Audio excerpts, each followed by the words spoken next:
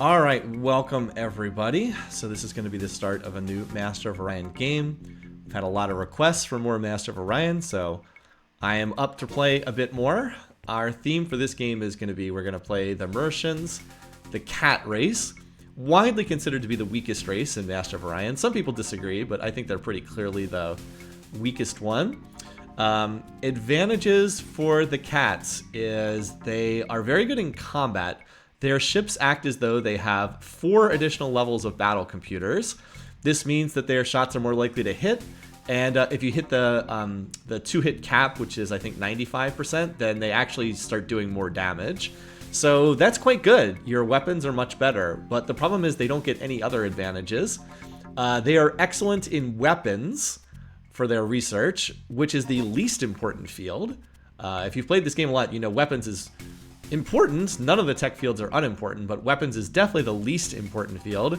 And I believe that they are poor in construction, so this unfortunately counteracts a lot of the benefit that they get from having being good in weapons. Is they can put fewer things on their ships because their construction tech is so bad. So their racial tech disadvantage kind of counteracts their tech advantage. But the main reason why they're so bad is they have like the worst diplomacy in the game, just about. Almost all the races in the game hate them. It's not quite as bad as the Darloks, but it's almost as bad. And unlike the Darloks, who actually have good abilities, the Mercians don't really have good abilities. So yeah, it's the diplomacy. Just everybody hates you. It's really, and that makes the game so much more difficult. So we're hoping to find like humans who are neutral towards them. Cylons are neutral towards them, although you don't really want the Cylons in the game. I think the Bullrathi are neutral towards them, but most of the other races all can't stand them. So, with that said, we're going to go ahead and get started. The other thing I want to do is I'm actually going to play a large galaxy in this game. That's because I haven't done a large galaxy on stream. Now, I rarely play the larger maps, and that's just because they take more time. The more planets you have, the more micromanaging you have to do. Larger maps do tend to be easier, though. The larger the map, generally the easier the game is. It's just when there's more space to operate, it tends to be easier. You can also lose a planet to the AI, and it's not that big of a disaster. Larger maps give you more time to react. The other big difference is Master of Orion is not like the current Civilization games. If you play like a modern Civ game, if you play on a huge map, the tech costs are higher than if you play on a tiny map. That is not the case in Master of Orion. The tech costs are exactly the same regardless of map size. So tech moves much faster in a huge galaxy than in a small galaxy because there's no scaling for map size. So tech definitely moves faster on a large map, and that's to the player's advantage because the later you get on the tech tree, the more of an advantage it tends to be for the player because the AI does not use the late game tech toys very well. So, all right, let's go ahead. So we're going to need some suggestions here. So here we go. Here is Kitty here, as it says superior gunners. So yeah, I mean, they are good in combat. I will say that if you max out the tech tree, the Mercians are maybe the strongest race in the game if you can actually max out the tech tree, because they can get computer levels that go way beyond what anyone else can hit. But getting to that point is really hard. All right, I'm going to choose purple. Anyone want to suggest the name for our leader? If anyone has a cat that they want, anyone has a cat at home that they want us to name our leader after, or just whatever, we certainly can. We're not going to use the default option here, but we can. All right, Fluffy. Already had a suggestion in chat. I actually like Mittens better. Those are both good, but I like Mittens for our leader. All right, and then we had a suggestion, Catnip, for the home planet, which works for me. By the way, this is the only time you ever get to rename it, so if you don't like what you type here, no chance. The cat from Red Dwarf, but he's just called the cat. All right, let's see what we got. Where are we on the map? South central portion. I don't like having all this dead space to the south. Ugh, I don't like having all these yellow stars this close. There's almost certainly some AIs right here. So if you're watching this, you probably know this already, but the AI can only spawn at yellow stars in this game. There can't be one here. An AI can't spawn within 6 parsecs, and this is only 4, so there can't be an AI here. But the odds are very high that there's at least one AI here, and they're probably going to grab these worlds, and then they'll be right on top of me. That is not where, this is not really the position I want in this game. But yeah. Well, so what do we have? We have Sakura, they hate us. Klakons, they hate us. Darloks, they hate us. And then Silicoids to expand. No Cylons, though. Silicoids are also stronger on larger map sizes, too. Bullrathi, I can't remember if the Bullrathi dislike the Mercians or not. They probably do, because almost everybody hates them. But I don't love the look of this. Don't love the look of this. If there's an AI here, maybe we'll get lucky and there's no AI here. But if there's an AI here and like multiple AIs here, we're going to be boxed in immediately, and this game could be over almost immediately. So I'm not loving the look of this map. Anyway, so we want to see how many stars are within 6 parsecs. Oh, so first we have to see where can we send the colony ship. So we have 1 star at 2 parsecs. I think that it's one of these 2 reds. Yeah. So there's no particular reason to send them to one versus the other, but let's go ahead, send the colony ship here. Just cross our fingers that this is within range. Why do they all hate this? Well, the cats are like the super aggressive race in Master of Orion. I have no idea why, but they are the super aggressive race. So let's see how many other planets are within 6 parsec range. All right, that's outside of range. So we have 1, 2, 3, 4, 5, 6, 7, 8, 9. Looks like it's 9. 9 planets within range. Yep, 9 within range. Okay, you also have to build more scouts on larger maps. All right, so what are the other planets we want to scout? Well, we probably want to scout these because that's where the AI could most likely to grab planets. Let's send the scouts forward to here. And then we'll scout. Hopefully this is a habitable world. If not, the colony ship's heading here. So we don't need to really overthink this. It's going to be one or the other. All right. Scrap all these starting designs and then get our Scout 2s. But we'll build them once the colony ship hopefully arrives. Design, clear. Get our Scout 2. Oh, wait. We need to put the reserve fuel tanks on it, of course. Here we go. I think most people playing this already know this, but if you build the initial starting designs are bugged in this game. If you do the exact same design, it's cheaper to build for unknown reasons. See, this starting scout and scout 2 are exactly the same, but this one costs 8 BC instead of 10, and yes, that is a pretty big difference in the early game. All right, Capnet will be building factories for the first 2 turns, and then we'll see what we can get in terms of scout 2s. So game's underfoot. Let's see what happens. And we're about to find out if this planet's occupied on the next turn. Well, cross your fingers it's habitable.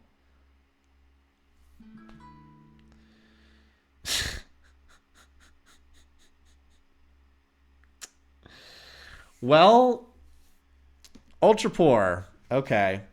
Now I will say that ultra poor is not, poor planets are not quite as bad. That was an advertisement. It is habitable. It's not quite as bad because you mostly use the second planet for growing population, but this is pretty bad. It's pretty bad. I think we still have to build here though, because there's a very real chance that this is not habitable. It's only like 50-50 that there's a habitable world here, so I think we still have to take this, unfortunately.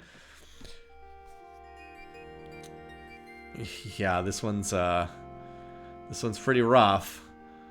But, I mean, we'll see. Yeah, it's also pretty small. For Ultra Poor to be only 60 is pretty bad. Litter box.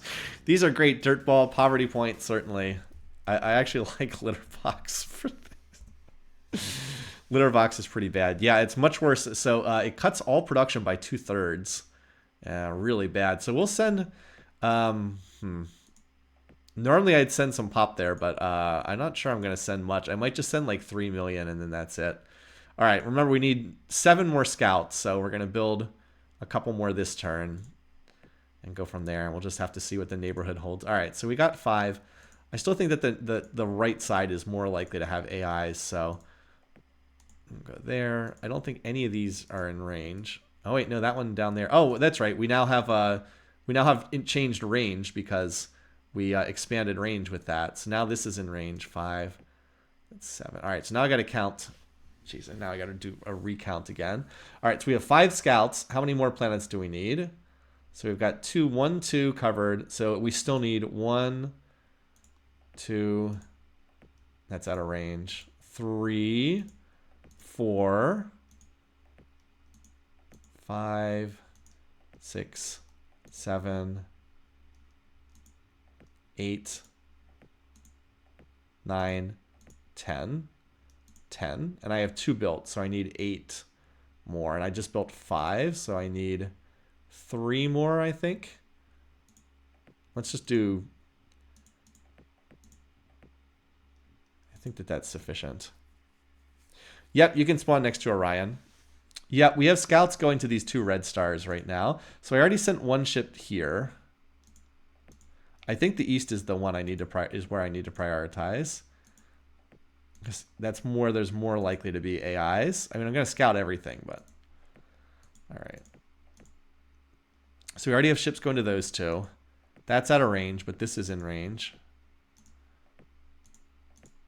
And this is in range.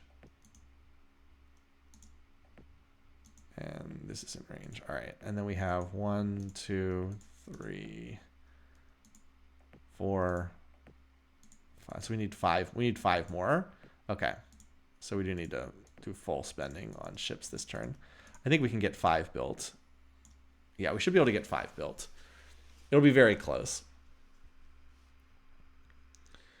I'm not looking to cheese Orion, by the way.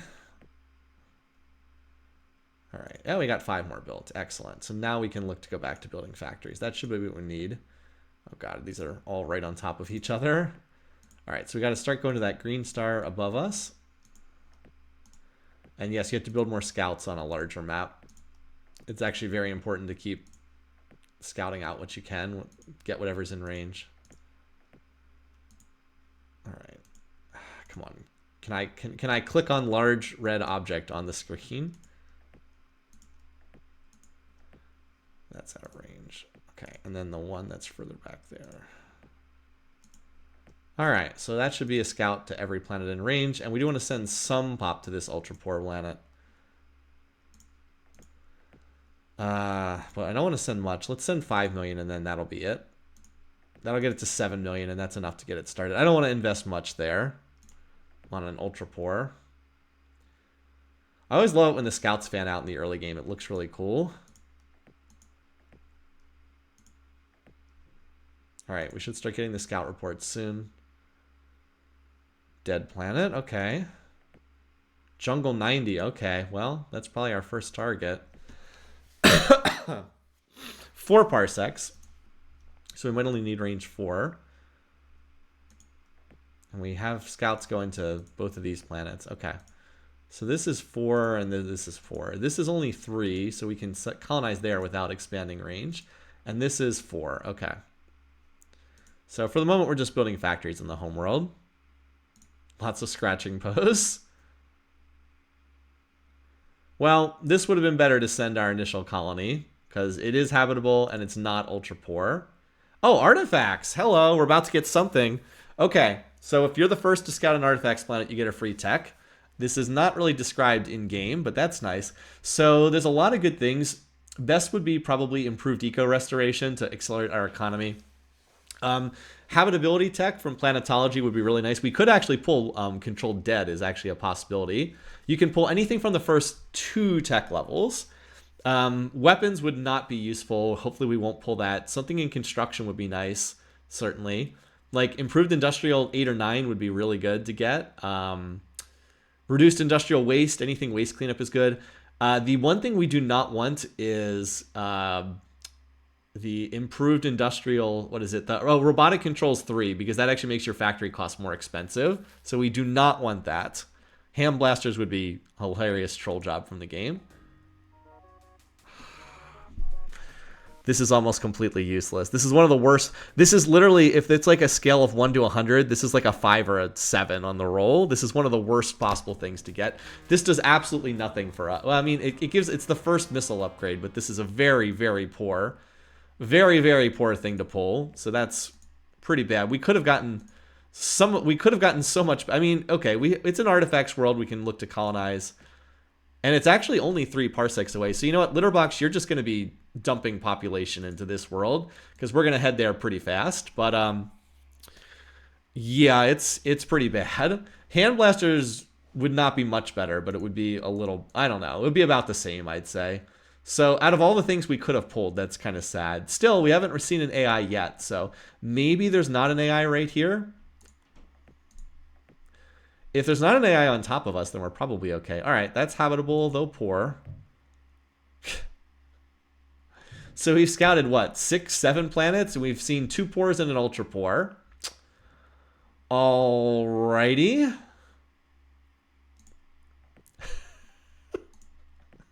I just want to look at this map again.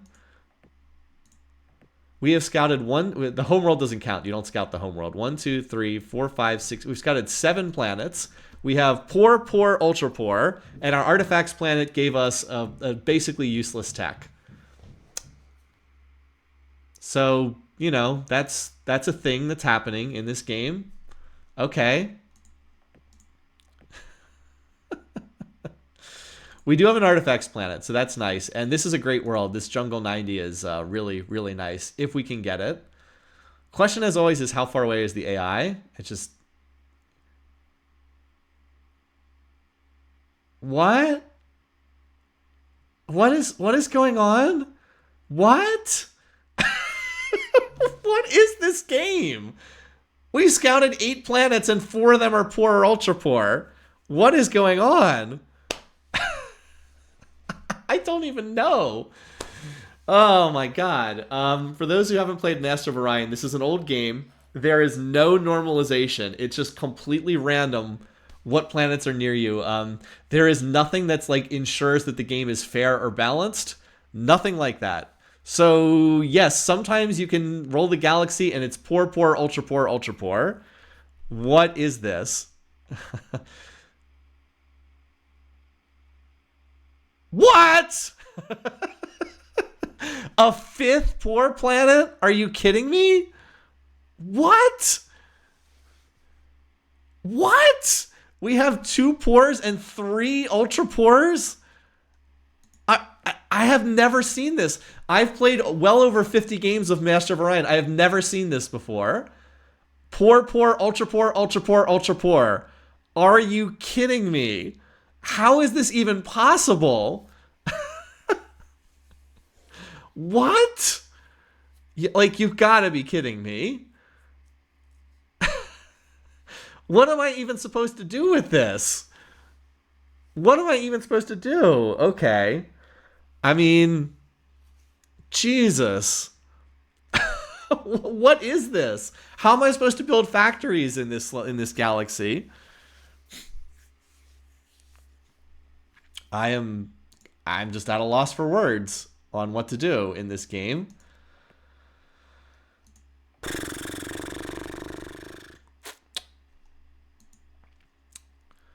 Yeah, just again to cover the mineral situation. Poor planets get half production. Ultra poor get 1/3 production. It takes and it's much worse than it might sound, because the slower you build factories, the slower you do everything else. It's like a compounding effect.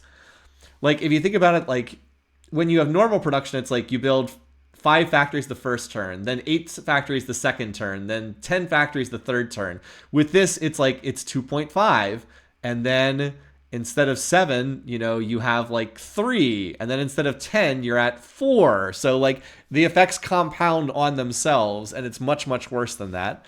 I mean, I guess these planets are all habitable, but like, my God, yes, they're all habitable. So there is that, right? These are all habitable planets. They just can't build anything. And all right, we found our first AI. Darlocks. They'll retreat. Oh, cool. We found Orion. Cool. We also found Orion. Alrighty. What an opening. What an opener. Have fun, little scout. Okay. A planet that's not poor. And another planet that's not poor. Okay. Now here's the good news. There's not an AI at this star. So if we're, that means that this does not have an AI homeworld. Hopefully the Darlocks are not at one of these 2 stars. Hopefully. They could be, well, if their scout popped up here, it almost has to be one of these 3 stars. I guess it could be here, or it could be here or here. But, yeah, it doesn't look like there's too many AIs right on top of us. Anyway, well, I don't know what a cheese, I don't even know what cheese would mean in this situation. We're at 63 factories. We obviously need to keep building factories for right now. At least we probably don't need to research tech to expand. How far is it from here to litter box? 4 turns. Okay, we will need range 4 to expand. So we'll need range 4. Hopefully it's in our tree. But like, we'll definitely grab the artifacts planet, and then we'll try to grab this at least and go from there. And like that size 100 planets worth grabbing, even if it's like we would need range 5 to get to that world. Or how far is it to this planet? That's 4, so we could colonize this, and then range 4 would let us hop frog over to there. So we really only need range 4. There's a lot of planets in the vicinity. That's the Guardian, so we won't be able to get that. But turning our... No, why would I do that? I'm not going to hack the game and turn our planet into an artifacts world. That would be ridiculous. No, I'm not doing that. All right, and there's, I mean, we found a ton of habitable planets. So if we can actually colonize these and then not get attacked by the AI, 2 giant ifs, we might be okay. I mean, we have a lot of options for Poverty Point, right? We'll certainly be able to do that with some of these planets. So for right now, we just keep building the factories. There's not much else to do for the next few turns. Hope that we don't see AIs. Put the Guardian under our control. That would be funny.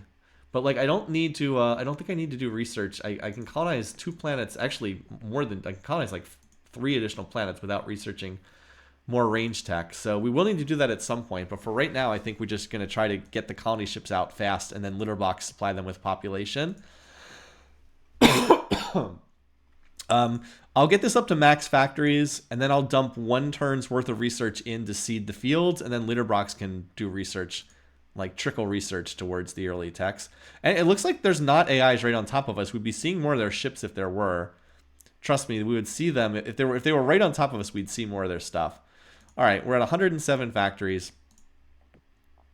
It is, what turn is it? 16. We need about 6 more turns to max factories or come close to it. These are always very slow turns, but there's not really much else to do. It's not like we need to research. So like sometimes you need to research range 4 or 5 to spread out. Okay, oh god, Sakuras are one of our worst racial enemies. They're probably at one of these 2 yellow stars then. Maybe if we're lucky they're up there, but...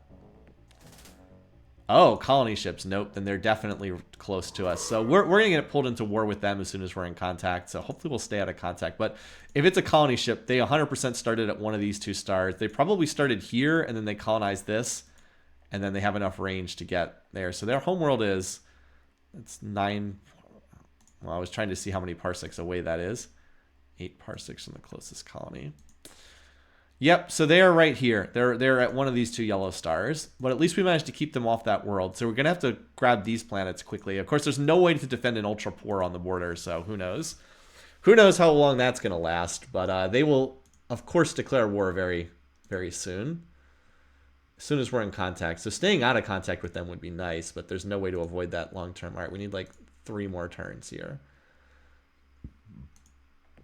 All right, so now we're at 171.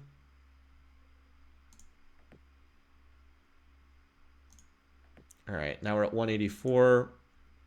So we're going to send some pop from Litterbox back to the home planet. It needs about 6 pop, I'd say, to max out. There we go. Okay, Litterbox. All right, so Catnip needs 3 more factories. So we can measure that out. That's 30 BC. And we'll have it start putting a little bit into the colony ship. And then next turn when it's maxed out, we'll do research to seed the tech fields. And we'll see what we've got for our options. All right, yep, there we are, 99 pop. So I should have sent 1 more pop. But I thought that we'd grow slightly more than we did there. All right. But we'll grow that pop point sooner or later. Okay, so we're gonna put this into the tech. Same thing here. Are you good? Yeah. Not that you have much production, but at least ultra poors do get full spending on tech. They just get they get 1/3 on industry, ships, and defense. Look at this. It can't even build a scout in 1 turn. That's pathetic.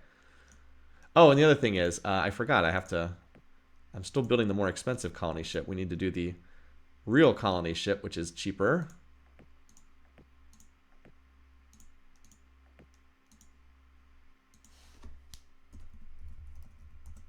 There you go. Okay. All right. Make sure that it's got colony, so it's not going to build that 4 turns. That makes sense. All right. Now in the tech fields. So we don't care about computers to start the game. I usually do this, put most of it in planetology and propulsion, with like a little bit in construction, because I don't mind seeing what's in construction. Do we care about construction at all right now? No, let's just put it all in planetology and propulsion to start. We'll just do 50-50 in the 2 of these. Okay, let's see what our options are. Thanks for the reminder on the colony ship. I did manage to get that though. All right. Yeah, I will not be able to keep them off this planet for very long. Is that oh no, well, just like that. Maybe it has missiles on it, but nope, it does not have missiles on it, so watch, I can do this, but they're still going to colonize the planet. I'm pretty sure that this works, but I'm pretty sure if the battle time's out, they still colonize the planet, but you can sometimes do this and actually get the AI to retreat. I know that this is like ridiculous, but I can chase them away with an unarmed ship against an armed ship. If you've played this game a lot, sometimes you get used to these little micro tricks. The battle does time out after a set number of rounds. I think it's like 100 rounds or something like that. So if we do this for 1 minute, then we can see. But I think that they still get the opportunity to colonize, even if this happens. I actually need them to hit retreat, but I'm just verifying this. I just find it hilarious that like I can get this battle to time out by dodging around this asteroid endlessly. All right, well, this is good. We have all options available. We have +10 and improved eco, so we'll do both. Start with +10 and then hop to improved eco. That's unfortunate because we only need range 4 to expand, but it's not available. I was hoping range 4 was an option, so that's disappointing. But we did have good options in the other field. So here's the Sakura. Beware Emperor Mittens. As I said, this is just an absolute S show in terms of the start. I look, they already have 5 planets, and it's inevitable that they're going to come attack me. Like it's the Sakura. They're going to come attack me. There's just no avoiding this. They're going to declare war probably within the first 5 turns of meeting them. And they're erratic on top of that. They're also erratic. Okay.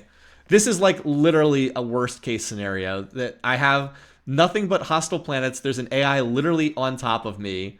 That's going to be max aggression just from the start. And every single planet is poor.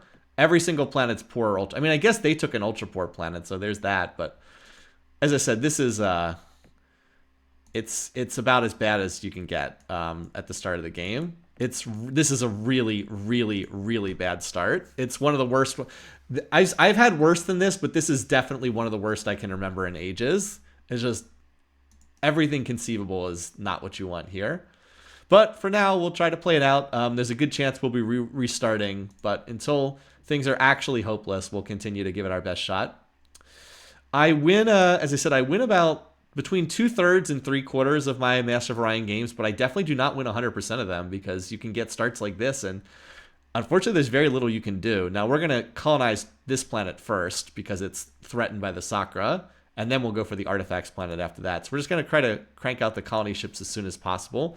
Planetology's in the percentages, so we have a small chance to get that to pop up. Wow, okay.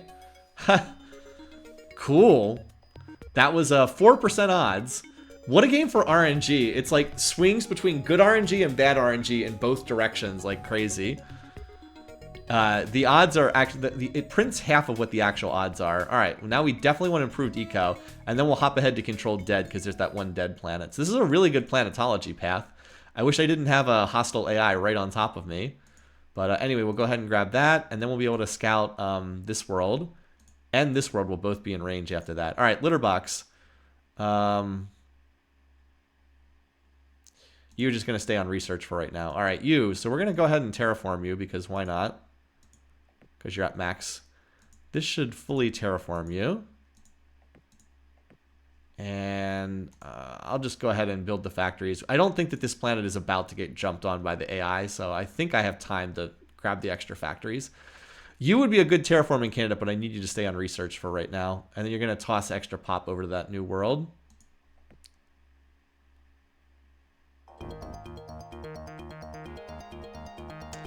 And then there's this going on too. The silicoids already have 8 systems. Oh, here's them declaring war. Yep. Told ya. It's as regular as clockwork. This is what, so if you're like, why are the Mercians such a bad race? I mean, it seems like their battle computer's ability is pretty good, right? Well, this is why. They, like, you meet the Sakura, instant declaration of war. They will now send everything they have towards me while I have 2 planets, one of which is ultra poor.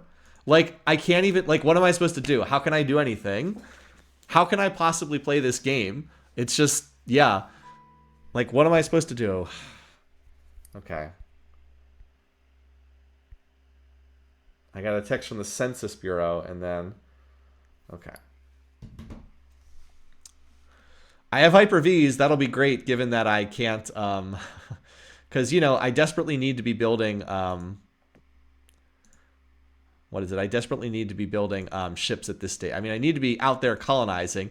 These guys will just throw themselves at me and waste... Just destroy both of our games while the silicoids grab, you know, 30 planets across the rest of the map. So, yeah. Let's at least max out factories. We need 11 more. So that's 110. I have a little bit extra there. I need another colony ship for this spot. I need that before I do anything else. I'm going to have to try to build that first. Litter box, you have some extra pop. You can send, as I said, like, we want to max out catnips. You can send, like, again, 7 pop there, and that'll max out that planet. But I think this start is just doomed. I really think that this is... I saw right on the map from the very beginning, I was like, oh, I do not like this start. We're in a very vulnerable position here. And, yeah. I mean, we'll give it our best shot, but I'm not feeling good here. All right, so Catnip has maxed out on factories. So now we can build the colony ship in 3 turns. Oh my god, please stop texting me. Please stop. It's not ultimately important. It's nothing that needs to be worried about. Anyway. So you stay on tech. We're slowly crawling towards the range 5 tech right now. I probably will have to build some kind of weapon, some kind of ship that has weapons on it after grabbing this planet. We'll see. I got to build. I have to get this colony ship though. Do they have a design that can reach us? Well, we're only 3 parsecs away from that planet Tari, so. All right, this is not an ultra poor planet, so, or not poor or ultra poor, so. Let me know if you got a name for it. No, they're only 3 parsecs away, so they're definitely in range. I think they have range 4, by the way. I could try to scout. I could try to get a spy to see what text they have, but like I don't want to divert any spending into espionage right now. Table edge. We who are about to die salute you. That there's not enough room for that there. Yarn ball. Catastrophe. There's some good suggestions. Let's do this one. Let's hold on to these 2 for our next game. So we'll be able to see what's incoming now because you can see what's within. Okay, they just have a scout incoming here. You can always see within 3 parsecs. All right, they have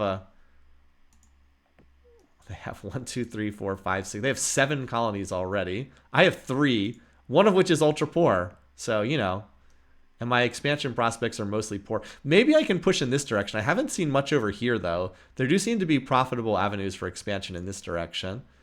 So there's that. We also have a planet over here that we can scout out, although the odds of being able to grab that are pretty small. I guess it's within 5 parsecs, so we might as well check it out. That one down there in the deep south is less useful. I'm going to need to push out more scouts, too, but I'm probably going to need some ships as well. They already have 40 pop on this planet, by the way. So if they are able to scout Yarn Ball, they'll immediately send pop to conquer it. Anyway, we also need to send pop over to Yarn Ball. I'm going to have to send more than I normally would because I need to try to hold this planet. So we'll send a full 15, which is going to knock down poor Litter Box pretty good. But it's an ultra poor planet. Its only purpose is to grow pop for the rest of us. That'll knock it down into the healthy part of the growth curve. And yeah, Catnip needs to get this ship out and then go from there. Have a scout. Fortunately, they're just moving scouts around. They don't have any armed ships in the area. Like I said, this is going to go down here. And then I don't think that this is in... I don't think we can get anything else until we expand range. Yeah, that'll be 4 turns away. I guess we could build something with Hyper-Vs on. I'm going to need to build something, I think. I can't leave this totally undefended with them at war right next to me. If you're curious about the other races, we saw Darlock. We saw a Darlock ship over here at some point, and we have not met the Silicoids, but they apparently already have 8 planets. They're probably at one of these yellow stars up here. The south and southeast do appear to be uncontested, so maybe if by some prayer we can hold these guys off, we'll have a chance to expand in this direction. I don't like. There's definitely not an AI here. And I don't think there's one at either of these planets where we would have seen them. So the Darlocks have to be further out. There might be like 3 AIs in this back corner too. We'll just have to see. Yeah, the Sakura would have declared war anyway. I don't think it was the erratic that caused them to declare war. It's just Sakura Merson relations they're literally the worst in the game. It's them, and the Kitty's relationship with the Alkari is horrendous too. Anyway. Fortunately, we can chase this away. At least until they start arming their colony ships. Alright. Another colony ship done. So we can colonize that artifacts world. That's going to be very nice. Okay. So, we actually can build some more Scout 2s. I think I'm going to try to get... Oh, this is just a Scout, right? Yeah, it's just a Scout. We don't have to worry about that. At least we can see the immediate neighborhood. Of course, if I wait until they actually have a threat incoming, it's probably going to be too late for Yarn Ball, so I might have to design something. Yeah, we need to get propulsion. If we can get planetology, improved eco would be really nice too. The question is, how much do I want to build in terms of ships versus... What could I actually design right now? As we said, we do have the Hyper-Vs, so that gives us something a little bit better than normal. Design. Here we go. So if you want missiles, usually you put them on medium design is usually the way to go. Oh, we can actually fit 2 Hyper-Vs on this. If we're willing to put absolutely nothing else on the design, we can actually fit double Hyper-Vs on here. But that does only give us 2 shots. I don't know if that's good enough. Like, this is only the 2 shots. I think I prefer the 5-shot version that can also put some stuff on here.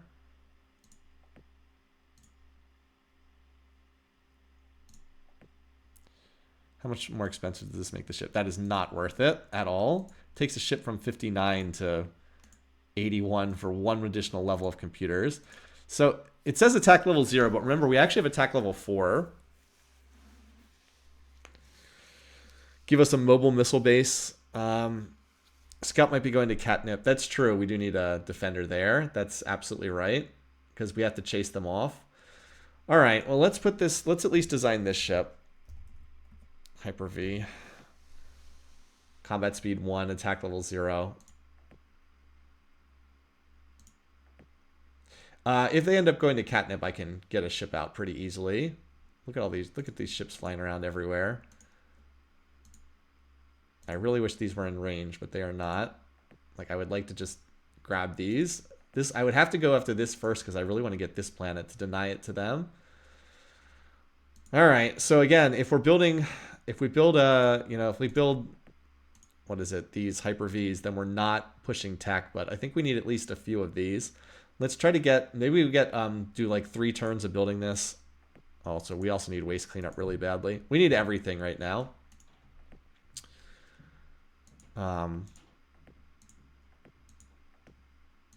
But yeah, we need Yarn Ball to have actual We need to stand this planet up quickly. So let's build at least a couple of these, and then we'll try to push research. Yep, it doesn't need speed particularly. It's just the stationary defense. All right. We'll build this for right now. I'm going to keep an eye on what they have incoming. But let's go over to research for right now. Normally I'd have Litterbox start building its factories here, but its production is so pathetic, I'd actually rather have it do the tech right now and just help us get that much more small tech. So anyway, we need the propulsion. Planetology is going to be big. We really want that waste cleanup tech, but we need to get range 5 in so we can start expanding. And we're going to need more scouts when that happens too. But for right now, we're going to, when we hit the percentages on, when we're close to the percentages on tech, I'll build like another round of scouts so we can send them out further. This planet's not defended right now, but I do not have the population to spare for an invasion. Anyway, and we'll keep an eye out to see if Catnip is going to get they're going to try to scout it. I don't think they're going there, but we'll see. All right, fortunately we can chase away their colony ships for now.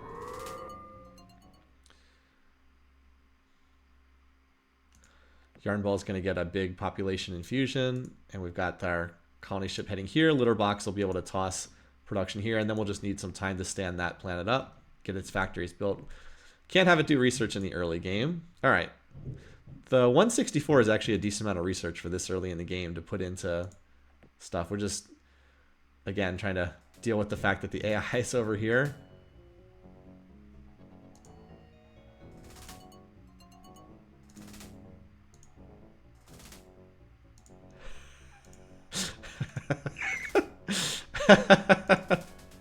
Riveting Master of Orion gameplay. As I said, I think that they still scout the planet by doing this, but better than me having to retreat.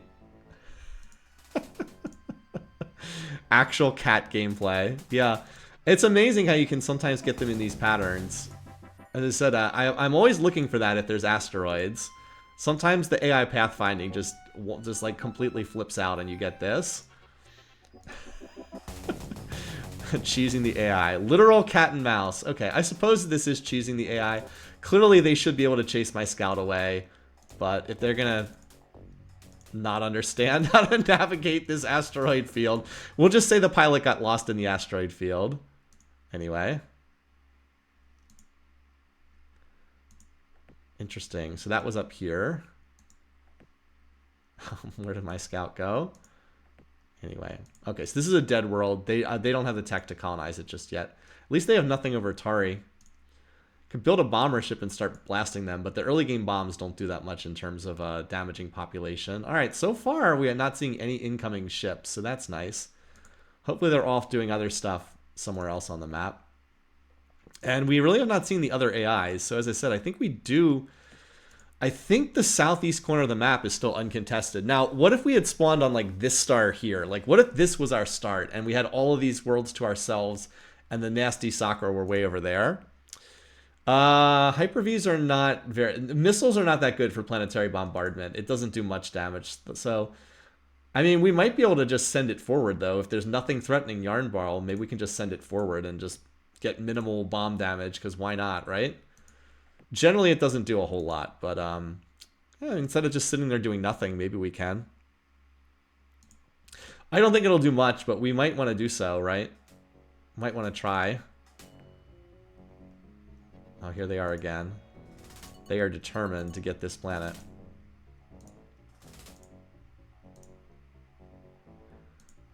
He said, not today. Alright, this is probably going to be our best planet outside the homeworld. This is the Artifacts one, so if we've got any clever names for the Artifact planet. And then we need additional range to expand after this. But we are getting close to hitting the percentages on that, so... It's not going to be 69. Sunbeam, Cat Toy. I like Cat Toy. Cat Toy for our Artifacts planet. Scratching Post is good, too. We got to remember that for a future one. All right, what's this? Well, at least the Sakura aren't #1 in space fleet strength. We currently have 3 ships, so unsurprising that we're not stronger there. All right, anyway, yeah, they still... I mean, we can see... You can only see everything within 3 parsecs. So, yeah, we're just going to continue to hold that scout there. That's just a colony ship. So, yeah, sure. We'll just send the Hyper-Vs forward. They should be able to get back in time if they need to. Famous last words, I know, but I think they can get back. So, Hyper-V, so we almost have this in the percentages. That's good. Planetology, we're like halfway there. Improved eco is really big. It's going to cut a third off our waste cleanup techs. Right now, we're burning up like 40% of our income on waste cleanup, and then this will cut that substantially. And then we probably have to open all the tech fields after that. All right, so Litterbox can send to this planet. I think we're going to do the same thing, send 15 million, because that'll drop the artifacts planet down to 1/3, which is where you're kind of in the fat part of the growth curve. Yeah, it's not going to have much research coming in, but that's okay. Drop it down to 20 million, but that's your job, is just to supply population. So Yarn Ball is starting to get there. Hopefully we won't get jumped on by the Sakura. And yeah, now we're just letting our tech bubbles fill up, and once propulsion gets in the percentages, we're going to build some more scouts so we can go explore. Trying to keep an eye on everything that's happening. 5%. We'll do one more turn because that'll get it to like 10%. Again, the actual percentage odds is double what you see here.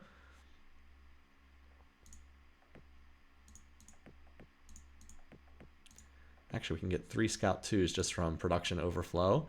So we're going to need one for down there. This is Orion. We don't need a scout there. Yeah, you might say, well, why aren't you going to this planet? It's like, well, that's because we're going to be able to scout all the... Yeah, we're actually going to need quite a few scouts because we actually can explore quite a bit further. And we might be able to get scouts on some of these planets too. Sisla's right where I thought it would be. But yeah, we're going to need... How many will be in range? So 1 down there. 2, this will be in range. 3, 4, that won't be. 5,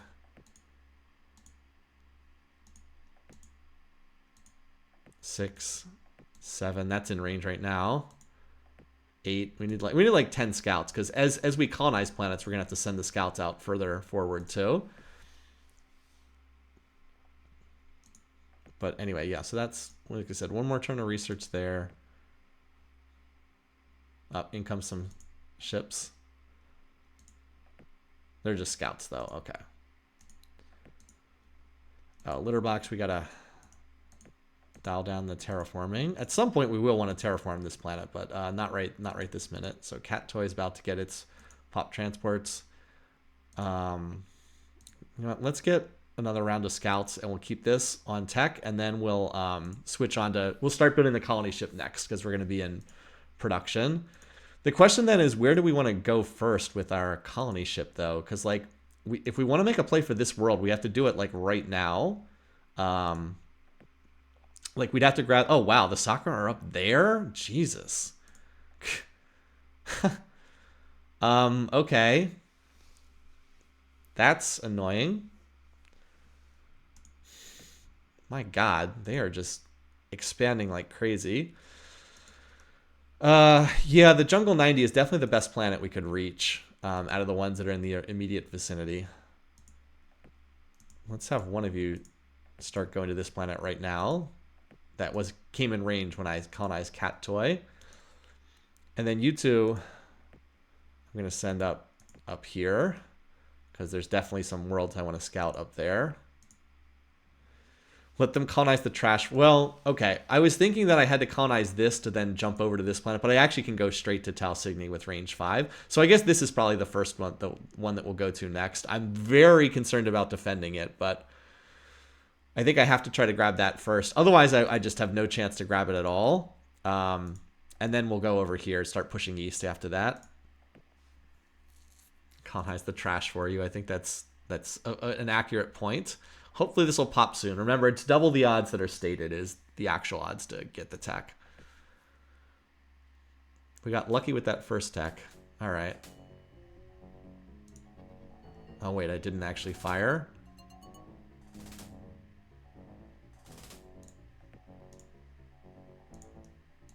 They're going to retreat. Yeah, so we didn't even get the option to bomb them. That's how weak the early missiles are. We didn't even get the option to bomb them. That said, if we're annoying enough, they might want to try to sue for peace. So, all right, catnip. You start building the colony ship. Just going to take 4 turns. And then we've got a whole bunch of scouts. So I sent 2 up here to the north.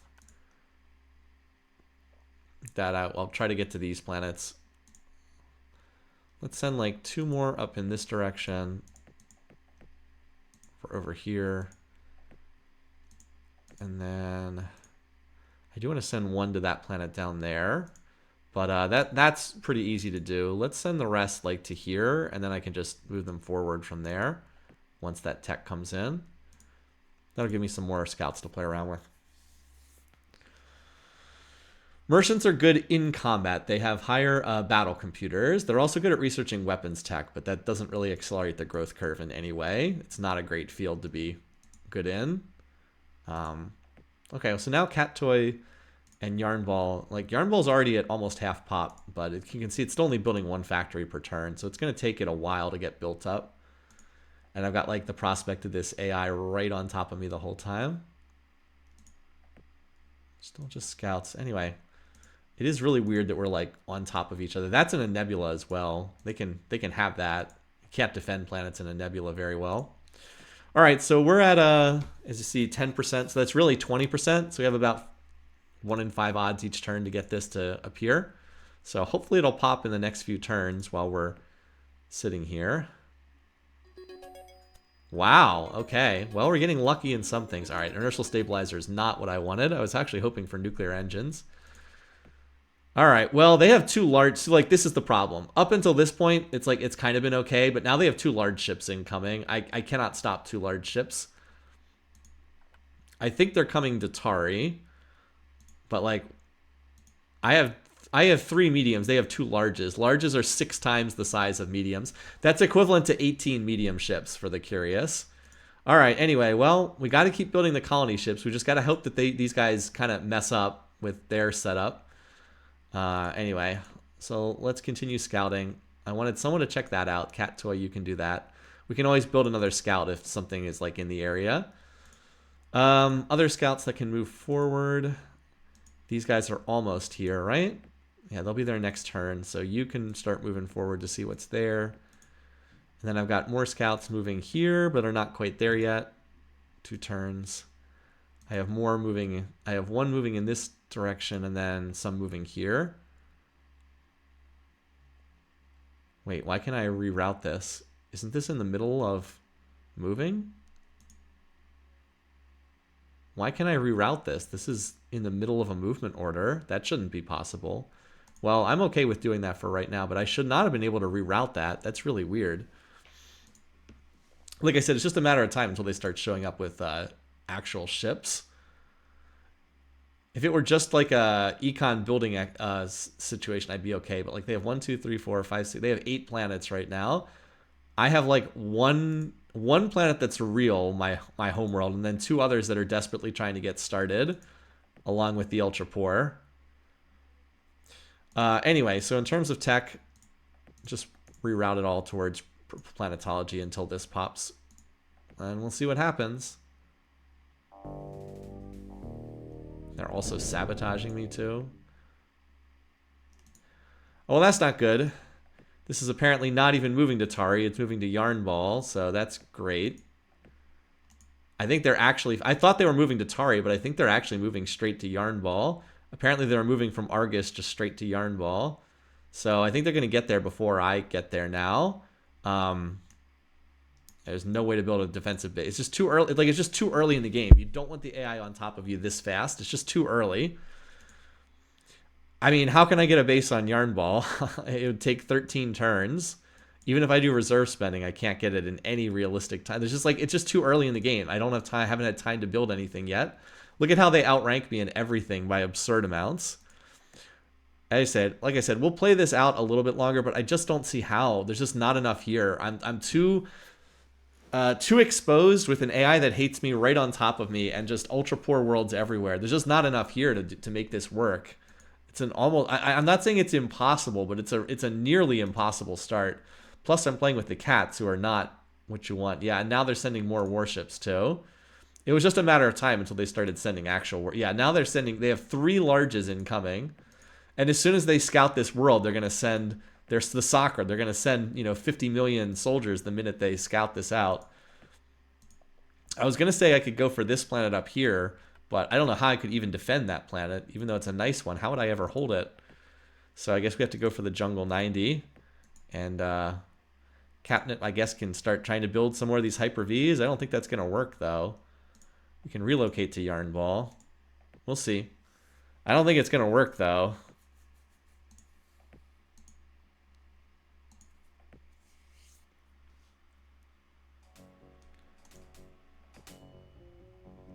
Yeah, I have 1 scout here.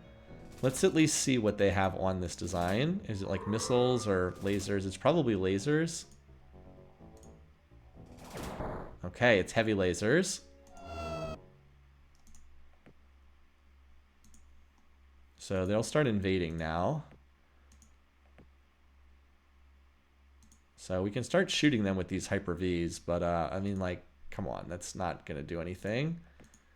Give this like 1 or 2 more turns. Yeah, it's like, I have no idea how you would win this start reliably. This is just an incredibly difficult start. And the Sakura just right on, and here comes the population transports in. Let's just see how much damage this does when I fire it, just out of curiosity. I'll probably back up and retreat, yeah. Did that do any damage?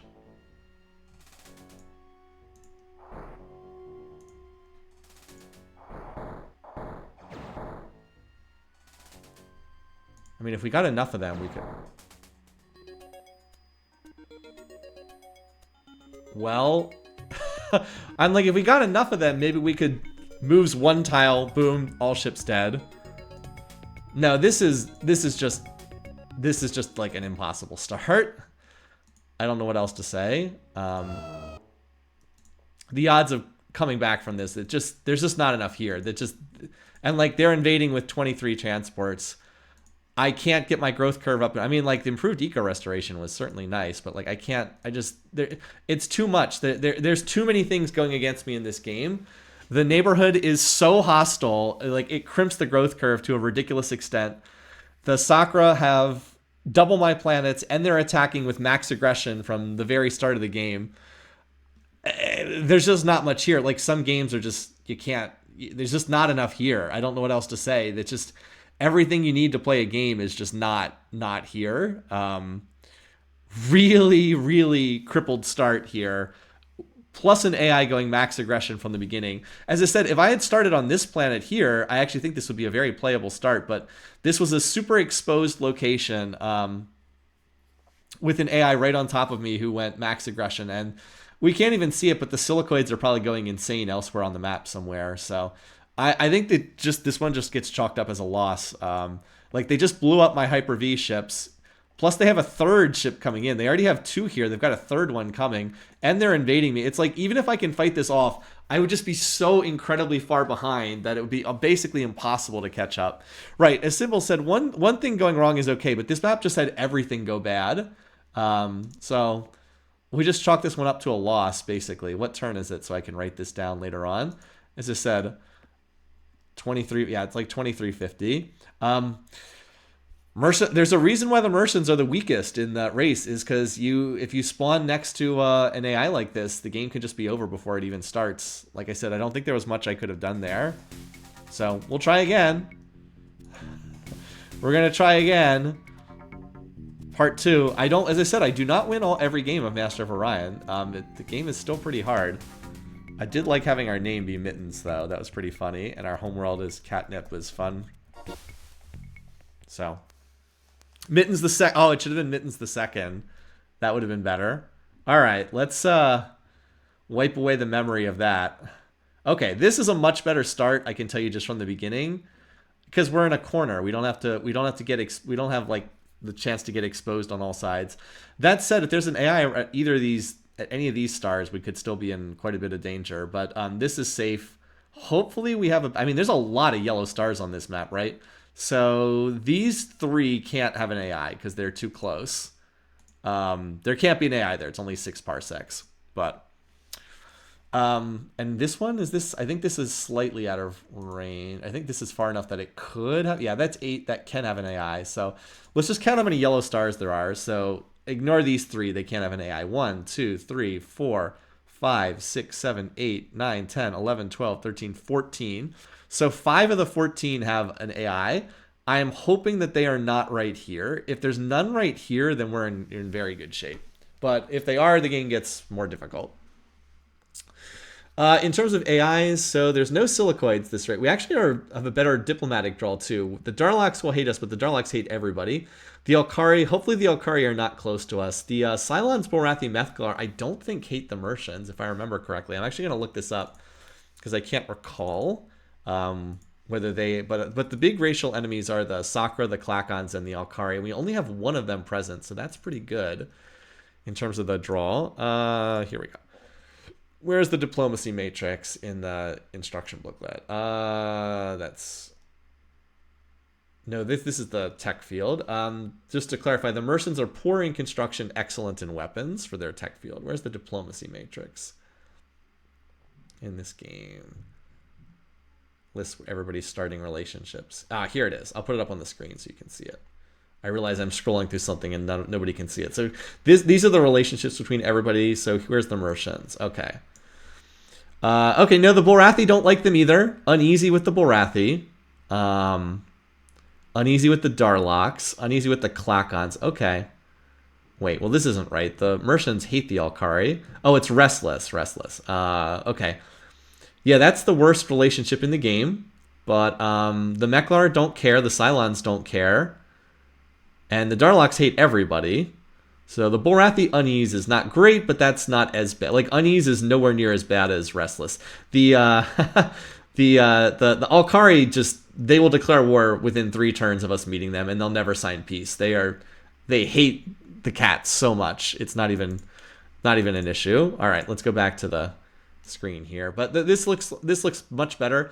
And I actually said for that other game, right from the start, I was like, oh, this looks really bad.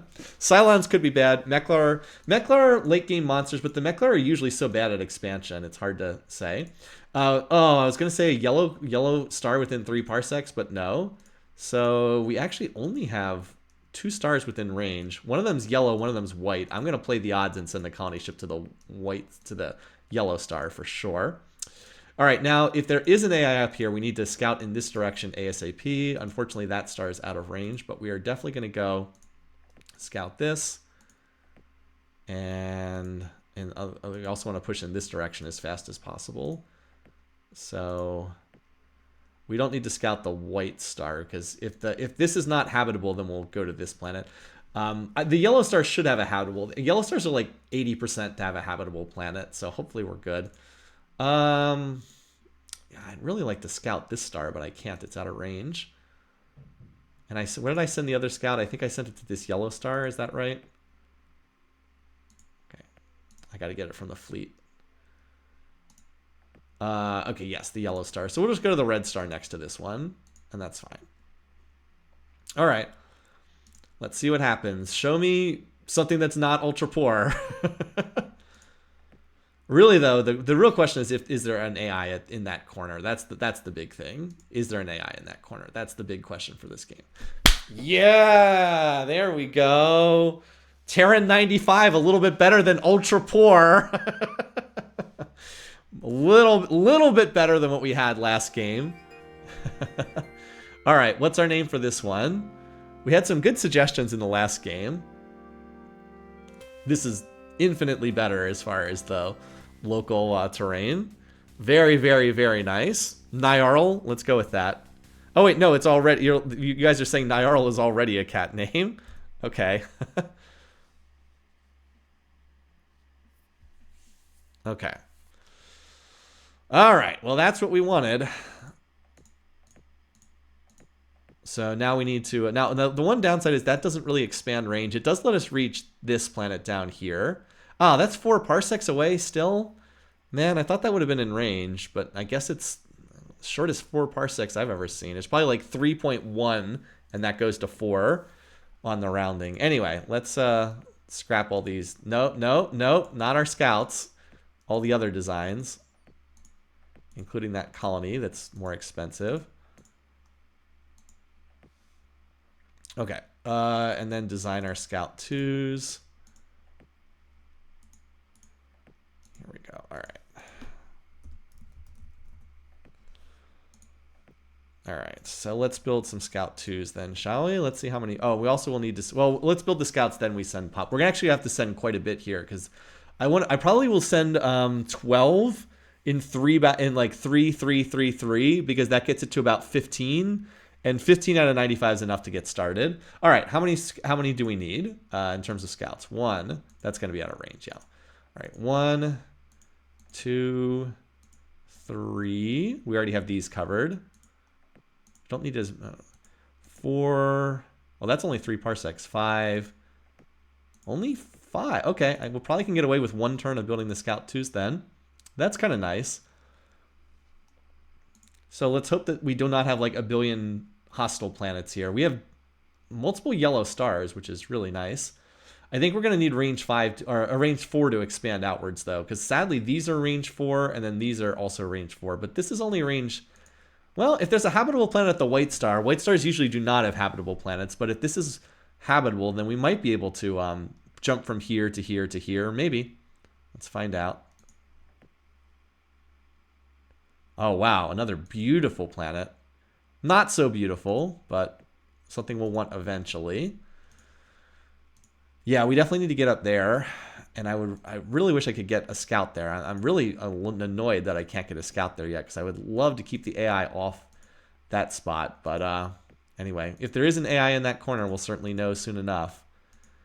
All right, but I think we can get by with just the 5 Scouts. So we do not have to build more, at least not right now, which is good. Now, the bad news is it means there's fewer planets in the neighborhood, but being in the corner is good. Like we actually don't have enough range for that one. Is there one I was missing then? I thought we had enough range to reach that one. Oh, well. Keep it on catnip then for right now. Yeah, range 4 would definitely be much better than range 5 here. All right, so put this back into industry, and we're going to send, as I said, 3 million for the next 4 turns, and that'll be 12 million total. Scumbag slow re-rolls until he gets the perfect starts. No, I'm marking that game down as a loss. That was a lost game there. That wasn't me just re-rolling until I get something perfect. That was like, yeah, I tried to play and I lost. I lost the game, unfortunately. If you're wondering why I'm sending 3 million, it's because we're getting back to 50 million each turn, which is right in the middle of the growth curve, which is where you grow the most. 1 planet southeast. Oh, that's the one I missed. Okay, thanks you guys. You spotted the one I missed. That I did not send one to this planet. I did count correctly. Thank you, you guys. All right. Because we're sending 3 million off and then regrowing that 3 million each turn. All right. 1 more turn we have to do this. That's unsurprising because white planets tend to be hostile. But now it does mean we're going to need additional range to expand. Because even this planet's 4 parsecs. So we're going to have to emphasize propulsion more heavily. And hope that we have range 4. Hopefully. All right, and then let's see. So we had the first 3 million arrive. Or no, actually, never mind. We already had. So we have 6 million more. That'll get it to 13 million. That should be enough. Let's not send any more. Okay. So Catnip, you're just going to be back on factory construction now. Does slow Catnip's growth curve slightly to do that. Oh, okay, that's cool. Another planet we can colonize. Nothing special, just like an average planet, but should be very uncontested in the corner. Oh, whoa, a 110. 110. The max in the game is 120. And I think I can count on one hand how many times I've ever seen a 120.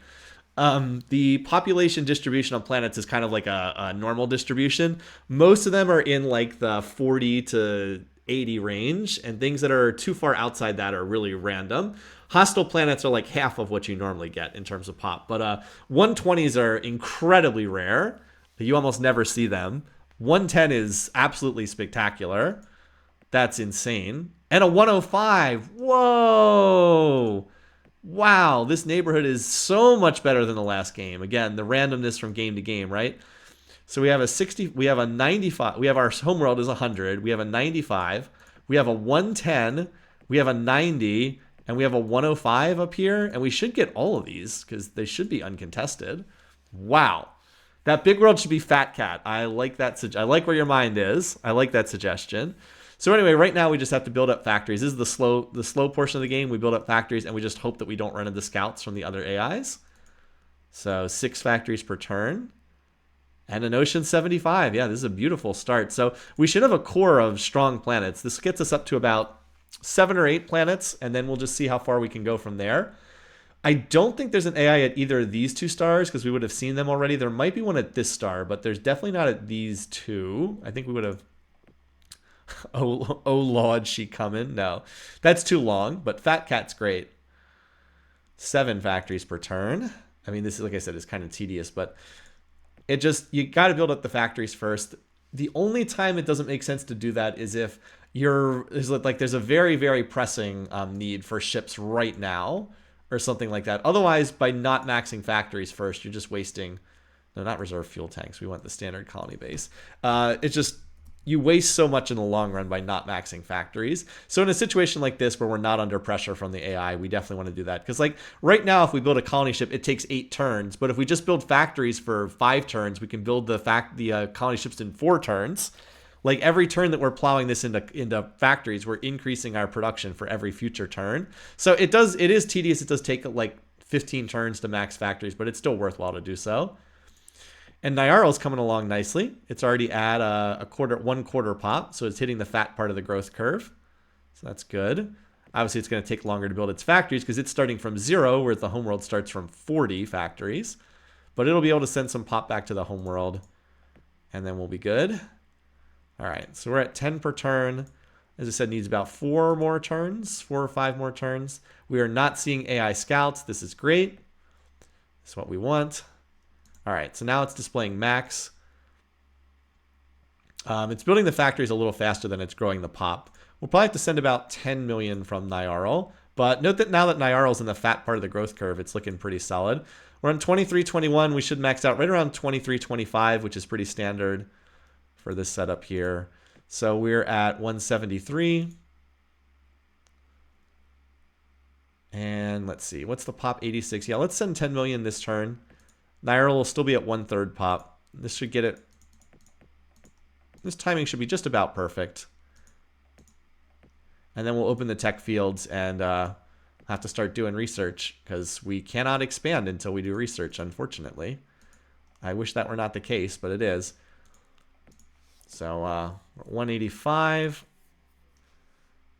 And then this should take us right to, actually we might have slightly more pop than was necessary, but all right. Actually, it looks like it's going to be just about perfect. All right, we're 2 factories off. So we'll build the 2 factories and we'll put the rest into research. That should do it. All right. Research. And since this is the first turn that we're seeding the fields, we'll put this in. All right, so for tech, this time we don't care. We're going to put most of it into propulsion because that's our big need. I'm going to split it 2-to-1 in favor of propulsion. I do want to research planetology, but as I said, we'll do 2-to-1 propulsion over planetology because we need to expand so badly. All right. Cross your fingers for range 4.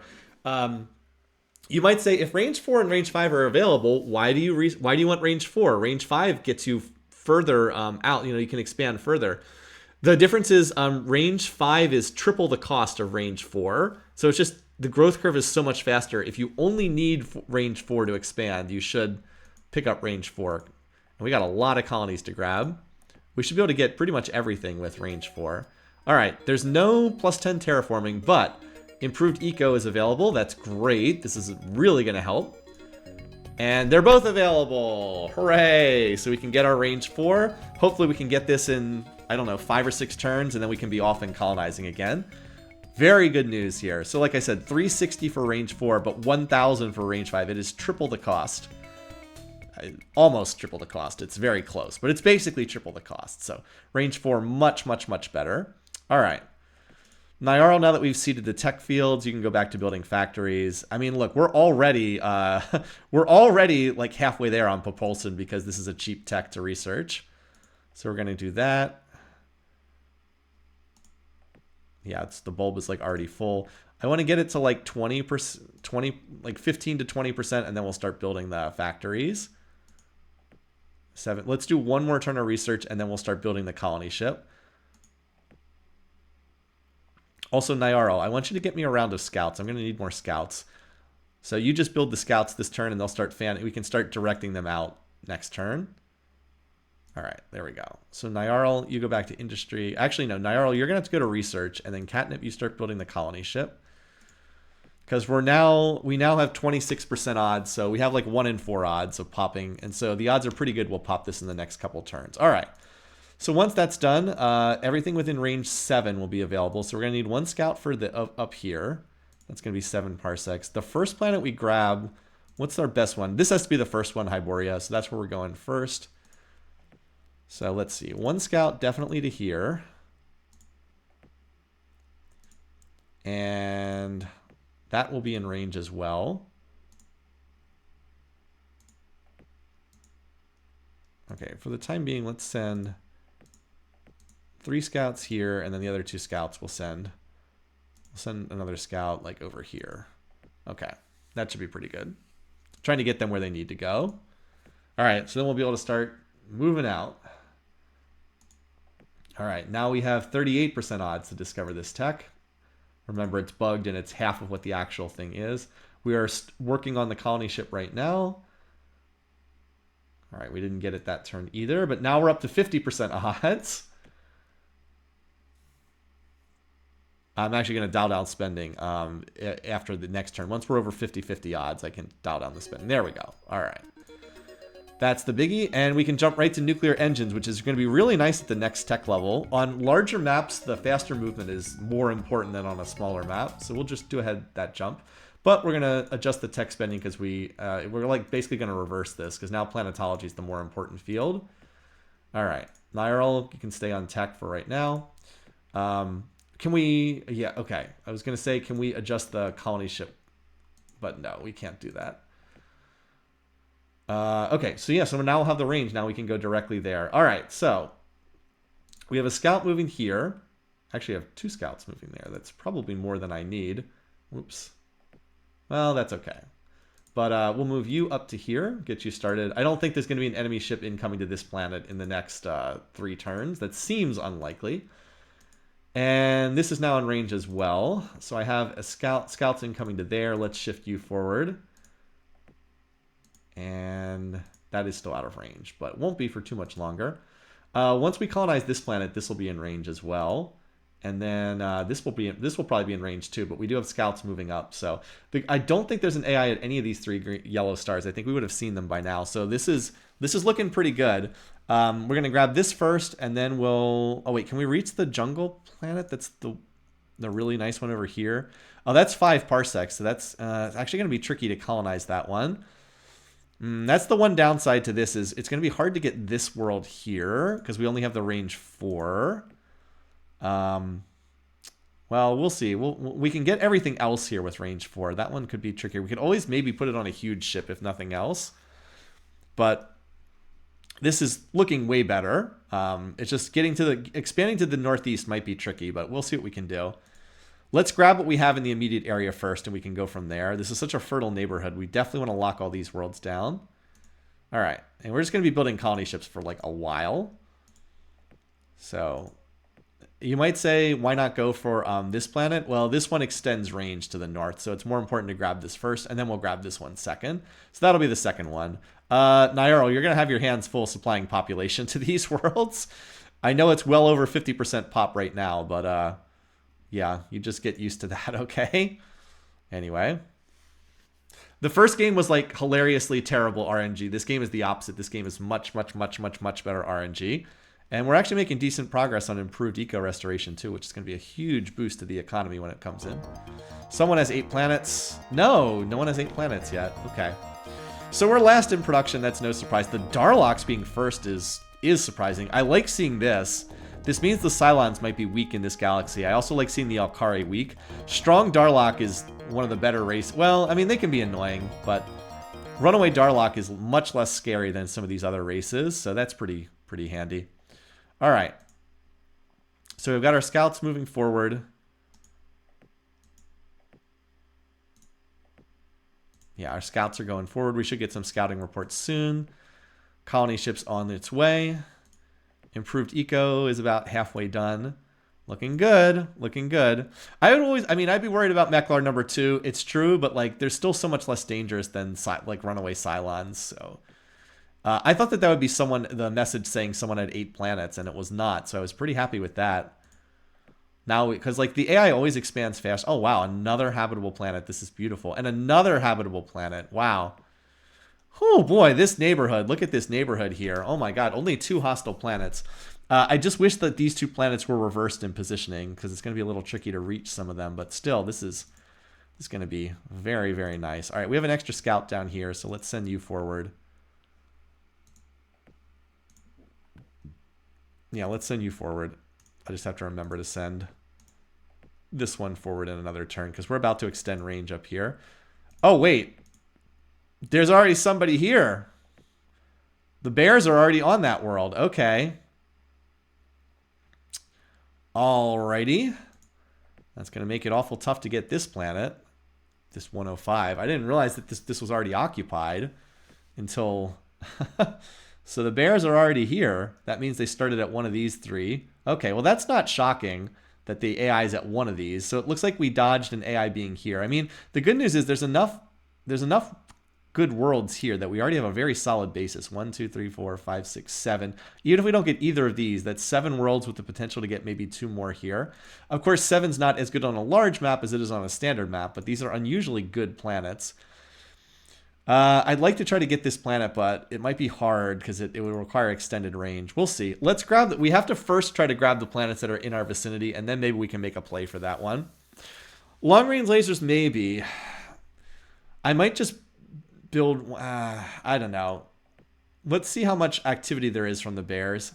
It's a shame I couldn't have a scout over here earlier. If I'd gotten a scout here just a little bit sooner, I might have been able to keep them off me. But it was 7 parsecs, so there was nothing I could do. I really couldn't get a scout there sooner than I did. All right, anyway, so we need a name for this one. This one's not Fat Cat. We have that reserved for the 110 in the corner. I think people had said Scratching Post for one of these planets, which I think would be good. Those hostile planets do create a buffer zone, but I kind of would like the Jungle 105 on the other side of it. I actually like... Oh, we can't... Scratching... We can't fit Scratching Post. That's we can only fit Scratching on here. Big Chunkus. I don't know if that'll fit either. Oh, that fits. Let's go with it. Big Chungus. Alrighty. Yeah, the Meklar might be pretty strong in this galaxy. Is this Bulrathi contact? Alright. Now, relations are not great with them, but they're not like instantly declare war bad. Okay, yeah, they're not that large. Okay, so where's Ursa? They must have started here. Oh, what is this expansion pattern? Here's where they start. They literally went straight towards me with every colony. Okay, to be fair, these are probably hostile worlds, but still. All right, well, this actually means that we can make more of a play for this planet because it's so far away from their homeworld.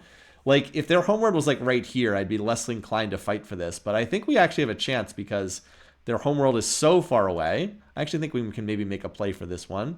Anyway, because relations are only unease, I don't mind trying to sign them up to trade. I think we might be able to get peace with these guys. Let's just see if we can get them to sign up to trade. Okay. What do they have? Do they have their default personality? What are they in this game? Oh, they're... Well, I probably shouldn't have made the effort. I should have checked to see. I didn't know they were erratic in this game. Great. Well, that was probably a waste of time, even trying that then. Anyway. So let's see. We've got scout incoming here, but I don't want to move this scout too. I think it's actually important to hold that. Let's start moving this out then. And that's a planet that's in range as well. Actually, you know what? You need to go up to here to see. And then as soon as you arrive, we'll scoot this scout forward so we can see what's on that planet. Anyway, so do we have enough range to reach anything over here? We do not. Unfortunately, all that's out of range, which is not a surprise. Alrighty. So we got the new colony. We're definitely going to go grab this world right here. All right. I think I need to build another colony ship to go grab this planet now. I do not want the Bulrathi to get any ideas. And actually this, as much as I want to go colonize Big Chungus, I think it's actually a higher priority to grab this world first, seal off the Bulrathi, and extend range further north. Big Chungus looks so ridiculous on the map there. Anyway, unfortunately, paying out for that treaty with them definitely hurts our econ. All right, so we need to get this planet started. We're going to send 15 million. And that will slow down this planet too. But move the scout. It's true, they don't like it when you have a scout there, but yeah, I guess we probably should, because they don't like it when you have scouts over them. I guess we should. I did like having the visibility up there, but as I said, it is what it is. So yeah, I think we have a chance to maybe fight for that planet. We have scouts here for the moment. It is in range for them, but I want to get these. I want to get these colony ships built first. I know I could build like a long range laser, but I really want to get colony ships built for at least these three, because like we have one going to this planet. I want this planet too. It's just that planet is so strong. I want to get that going quickly, and then maybe we'll build some lasers for this, and then go grab these last two. Also, will depend on what we spot up here too. But I don't really want to slow down the colony ship production. I would like to make a play for this world, but I don't want to I don't want to invest too heavily. I only want to make like a light investment in that world. This is a toxic planet, so it doesn't really matter, but still better to keep them off it. Better to stop them from scouting if possible. All right. So we chase them off that world.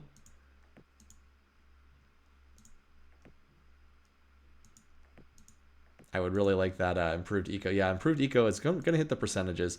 See, the problem is right now, our planets produce 322, but we have to pay out 22 BC, which at this stage of the game doesn't sound like a lot, but it does cost us, you know. It is a drag on our income to have that happen. It costs us, what, like 7% of our economy or something like that? So it definitely does hurt a bit.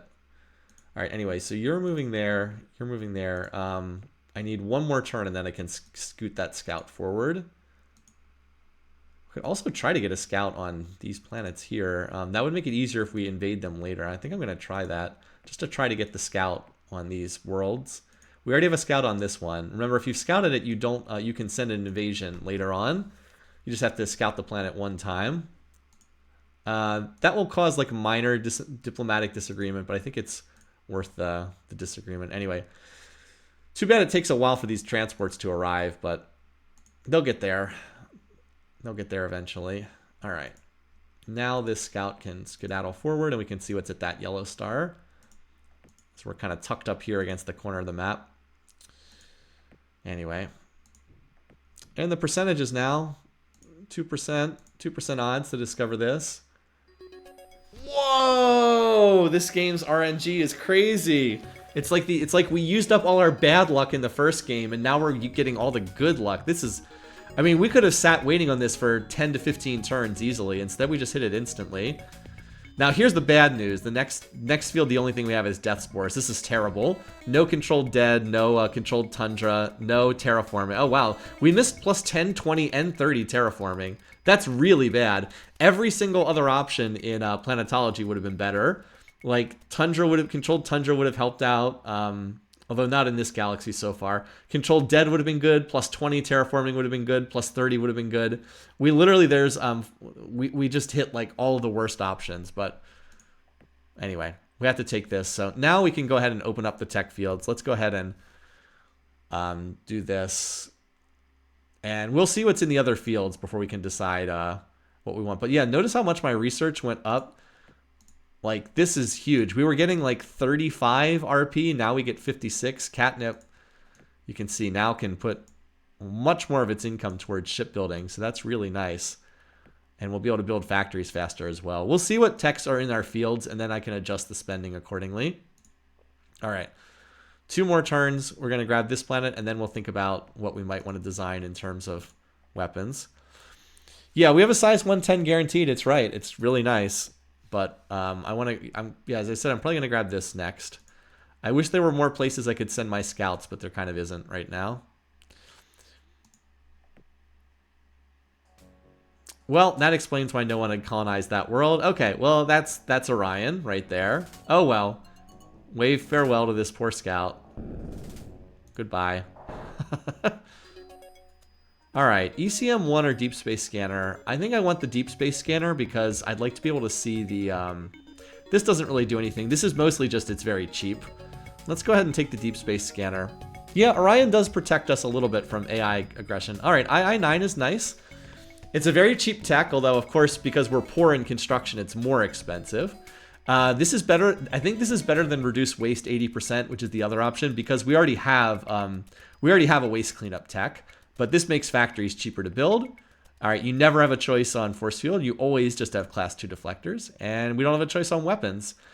You might say, well, wait, the Mercenaries are excellent in weapons. Don't they get more options to research? And the answer is no, they do not. That's actually not how that works in Master of Orion. Syrian's old website had the incorrect information on that. The only ones who get additional options are the Cylons, because that's their racial ability. Okay, so what do I want to emphasize? Let's dial up construction a little bit. And propulsion I actually would like to favor a little bit too, but not a lot. I think even spending is relatively fine here. The planetology, you know, I don't want death spores, but I'm going to need planetology long term, so I don't want to dial that down. I think the construction tech is the one I actually would want the most at the moment. Hyper-Vs make their triumphant return. Yeah, well, at least the Hyper-Vs are super cheap for us. And by the way, we're down to just 3-turn colony ships, so that's really nice. All right, we're going to grab that. Because the colony ships are so cheap, I think I might just finish filling out our little pocket here. Now, here's the alternative. We can design... By the way, our colony ships are down to 483 cost. That's pretty nice. If you look at the fleet... Yeah, they're down to 483. Remember, they were 570 at the start of the game. We've already cut substantial amount off their cost, thanks to getting the planetology improvements. Anyway, though, if you're curious what we can build, so in order to put weapons on a ship in the early, put weapons on a ship with reserve fuel tank. This is the classic long-range laser design. I will say the Mercenaries have a much better version of this than your normal AI because they get the 4 ranks of computers, so they are much, much deadlier with the ship. So maybe we should build one of these. The alternative is you can try to build... let's build the design at least. We have extra slots at the moment we can do.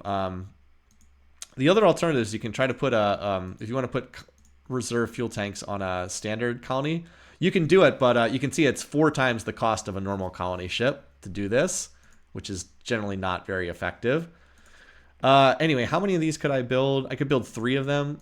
I think the play is to get the colony ships first. I still haven't even seen the AI show up with a ship over here. Let's grab these 2 planets, Kronos and Marietta, and then I'm gonna crank out a couple turns worth of production for that spot. That's a gamble. I could build 5 in 2 turns. All right, we'll play it a little bit safer. We'll get the ships now. I'm trying to figure out what I want here. Darlocks have 8. Okay, yeah, it does seem like we're gonna have a strong Darlock in this game. So I suppose we do have to do this now. We'll build 2 rounds of them and then back off. They're not very sturdy ships, but as Mercians, they are... Oh, okay, I was gonna say, did I forget to send Pop forward? But I think I did remember to do that. Yeah, we're about to colonize this world, and then we'll send from Nyarl again. Big Chungus has done nothing while we've been waiting for the Pop transports, but there's just no way around that in the early game. Okay, well, we did manage to get the Scout here. That's excellent. Very nice. We managed to get the Scout on Kalis, so now we'll be able to invade later on. Remember, that's Orion there. Currently, the planet, can I check the... I can't check the factory. I can check the... I have no factories yet. That's nice. Let's go ahead. Oh, we can't. That's outside of range. Okay, that makes sense. That makes sense. So we'll move you just down here. So yeah, this is our bottleneck right now. Is we are trying to get here and we can't. We don't have the setup for it just yet. Need more tech, or as I said, we might just build the huge colony ship. It feels bad to do that, but we might actually do that because our homeworld gets 230 production right now. So we could do it in like it would be like 8 turns. That's a lot in the early game, but if it gets us that planet and it unlocks us to move into the northeast portion of the galaxy, it might actually be worthwhile to do that. Also, if once we colonize this world, we might be able to extend, we probably can send scouts forward to here. So I need to get some scouts ready for, well, I can send them from this spot. I could send them from here. So I'm just going to continue trying to queue up scouts ready to go in that direction. Big Chungus, you're good. You're holding over that planet. Okay, and we're about to reveal this world. So do we have like an extra scout here? Oh no, that's the colony ship. Never mind. Never mind. We might have to squeeze out another colony ship at some point. If you research death spores, you'll be able to fit long-range colony on a large hull. Yes, that's true. I think you're right. I think you're right. I'm just not sure if I have time for that. But I think you're correct. I just think it'll take a very long time to research that. That is an expense. That's one of the most expensive tier 2 planetology techs. So we'll see. Let's go grab the colonies in our immediate vicinity, and then we'll go from there. We do have, oh wow, another good planet, 85. I don't know if we're gonna have range for that either. All right. So this is not one of the big fat planets, but we do have a name for this one. Yeah, and we'll keep the long-range lasers over there to keep the bears off for the time being. But once we have range over there, we don't have to fiddle with the stupid long-range ships. We can just use normal ships to defend them, not have to waste all that space on the long range. Anyway, any suggestions here? I don't know about Princess. I don't know if that's... It just doesn't feel like this one. But if there's no other suggestions, we can always go with it. No, I don't want little... Well, it is next to... Is next to Big okay. No, Fat Cat's the 110.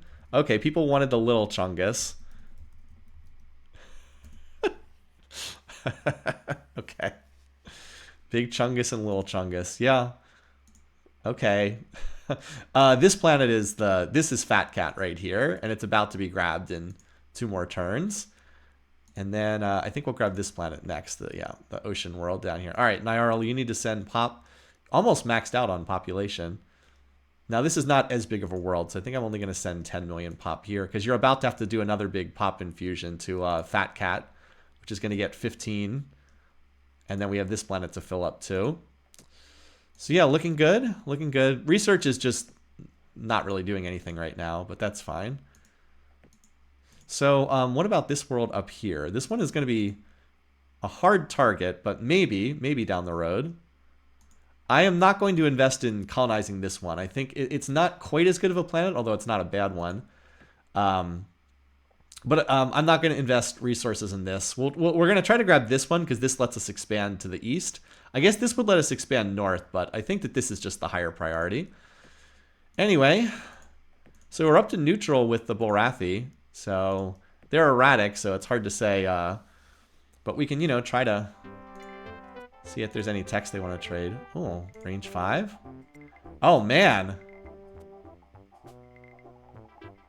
I hate to give up improved eco, but we could just go colonize that planet right now.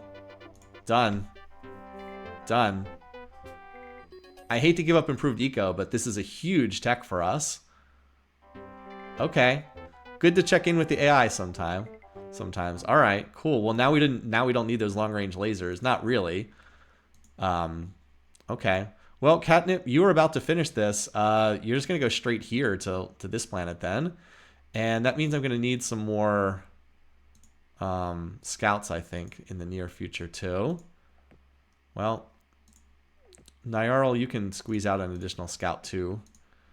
Because we're going to have once we colonize this, we have a billion planets to go scout. So let's do this. Big Chungus, trickle some research, and you... get us like 7 scouts. Oh no, I'm going to keep the lasers up there. I'm just like, they're not that necessary anymore. Because I can use normal ships. But yeah, I mean, I'll keep them around. It's just that they're not really that necessary now. That's my only point. I didn't really need them. But yeah, now we'll just go grab that planet ourselves. Okay. No, not medium Chungus. We'll come up with something else. All right, so Nyarl, back to research. Doing a pretty good job with that. 7 scouts. I'm just going to send you here, and then we can fan out from this spot. Going to take about that time to get up there anyway. All right, 1 turn away. We got the pop transports on the way. And we're about to found Fat Cat over here, which has been teased for quite a while. Oh, and then Big Chungus, you need to go on industry. You need to develop the industry. Yeah. Little Chungus, you're building industry. Just making sure the planets are doing what they're supposed to be doing. Okay. People wanted whiskers for this one. I mean, we kind of, if we get this one, which hopefully we will, we're only 2 turns away from having some defense. I mean, those long-range lasers are pretty sad from a military perspective, but they are something. They're not just a scout. 2 Chunguses are enough for 1 galaxy. Anyway, we already knew this one was going to be Fat Cat because it's a size 110, 110 planet. All right, coming along. We still have these other planets in the backlines to grab too. So all right, off we go. 5 turns to get there. 5 turns for the scouts to get there, and then the scouts can fan out. And then we've got our defenses here. Again, I'm very willing to leave the Borathi alone if they want to leave me alone. I don't want to sign a non-aggression pact though, because that would mean that I can't chase off their. That would mean if they showed up with a colony ship to this planet, I would not be able to chase them off. But like as soon as we have this planet, it's like the bottle stopper, the cork comes out of the bottle, and then our scouts can just fan out and see what's over here.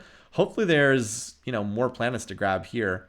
That's Orion. That one we would like to get if we can. If it's still there after we're done our the rest of our colonizing, we'll make a play for it. But I don't know how many resources I want to invest in that. So we still need to grab the 2 planets down here in the bottom portion of the map. Catnip can grab 2 planets for them. It's really nice building these in 3 turns. I will say 3-turn colony ships are just amazing. And then now Nyarl needs to send the big pop infusion to Fat Cat. We're going to send a full 20 million here to get this started, because this is such a big planet. We want to get this off to a good start. Nyarl's been doing a fantastic job of growing pop and then just trickling research here. Standard for the early game, but yeah. So I do have more scouts. Good question, but I have more scouts already heading over here. So like I have these scouts. Oh yeah, and I could potentially look to. Now I can hit 8 parsecs away. Well, because like I can definitely scout this one now. It's more likely not to have. Okay, so I can send one of these scouts forward right now. I think that's the only thing that's in range at 8 part. Yeah, I think I need to colonize that planet before more is in range. Now this is also in range, but I'm gonna once this scout gets back here, I'll take this one and send it to Scout Celia just to get vision on it if I can. There's nothing up here that I can reach. This planet is just barely is not in range, unfortunately. So that worked out really well. That was a fantastic trade. All right, now I at least have ships over this planet, so I should be able to. I think I have good odds to land it. The Borathi have been very peaceful so far. Like we've got them up to neutral. They are erratic, so they're going to declare war sooner or later, but hopefully it's later rather than sooner. We've got pop transports going to Little Chungus and Fat Cat. Nyarl probably needs to adjust spending after that. Yeah, I figured. Another colony ship en route in that direction, and then colony ships down here. And our lasers are going to be arriving soon too. Tech not really doing a whole lot right now, but that's because we're in expansion mode at the moment. So now we have 5 of those long-range lasers protecting our... No, 6 of them. I thought we had 5, but 6. Even better. And we're about to arrive in 3 more turns. So here's hoping. Yeah, Borathi have been very good neighbors in this game. All right, so between the 2 places, this is the more exposed world. So we'll go here first, and then we'll go grab that one second. And so yeah, we're probably going to grab these 2, and then after that, hopefully there's some new planet out here that we will have revealed with our scouts, which are on their way. Cancel. You hold position there. All right. So I said I was going to send 1 scout to see if we can get a view of this planet. If we have to retreat, we have to retreat. But fortunately, we got vision on this planet. We have vision on... Oh, that one was out of range. Well, maybe we can take a look at Palladia too. We have vision on this planet. So that's very nice. And I don't think there's anything else I have to do. Those transports are very slowly making their way to these new colonies. Fat Cat did already grow a pop point. That's kind of cool. All right. A lot of ships flying around right now. Good stuff happening. What was the name people wanted? Whiskers. It was Whiskers for this planet. So we did actually get this one. I did not think... I was not at all sure we were going to get this, but when I saw that Ursa was like way up there in the north, I thought the odds were way better because it's just a long way from their home world. It's at like the end of their... now, we got our flag here first. That does not mean that we will hold this planet. There's no guarantee that we actually hold this one. But, you know, we're going to make our best effort. Does this bring us in contact with someone else? No, it doesn't. All right, they have a colony ship in range here, but that's it. Now it's time to fan out with our scouts and see what we can find. All right. So what's in range here? That's in range. 1. Always got to have those scouts. By the way, the scouts getting here the same turn that the colony was founded. Oh, that's some nice little timing there. Got to maybe pat myself on the back a little bit for that. All right, 4. So we've got scouts going to these 4 worlds. Now let's see about those yellow stars further off in the distance. That's out of range. That one's not, though. And then down here. I already have one going to that purple star. Yeah, it's like the early game again. Usually it's not this late into the game that you can do that. All right, and then that one's out of range. And then that'll be out of range too. Yeah. Alrighty, so Whiskers now is going to need some pop infusion too. Nyarl's been slowly bleeding out all that pop, but because it's such a big planet, it's been growing like 3 pop every turn, or close to that. Alright, this is another huge planet, so we want to let's send 15 again. Nyarl's just been hit up again and again for population, but it's been doing an amazing job of getting these planets off to a good start. Alrighty, so Catnip. Yeah, and then we've got these 2 worlds about to get founded too. So Nyarl will get hit up for popping yet again at both of them. Our big Chungus is coming along. It feels weird not having a terraforming tech. I'm like, do I need to terraform these? But then it's like, oh wait, I actually have no terraforming tech at all. Well, I guess we won't be colonizing that. Purple stars are the least likely to have a habitable world. Least likely, but it's still slightly disappointing anytime that happens. Alrighty, so big Chungus. Oh, wait, no, I'm looking at the wrong planet. All right, so we have... This is going to go down here, right? I don't have anything headed to this world. Nothing's headed to Marietta. Let me just make sure I didn't already send something there. In orbit at Catnip. No, I already do have one moving to... Okay, I thought I had sent one there. I just couldn't... I couldn't see it. I think it's underneath this. So I do already have one going there. That's why I checked. Okay. I can't see it. It must be underneath this. Okay, so Catnip. Well, we currently don't have any place to send a colony ship, but I'm going to start building this anyway and just relocate it here and assume that something is going to come back. But I guess we'll find out. Well, actually, not a lot of these are not in range necessarily. Well, we'll see. I can build it to 1 turn away from completion and then finish it if I find something. Marietta equals patches. Okay. Should be there in a couple turns.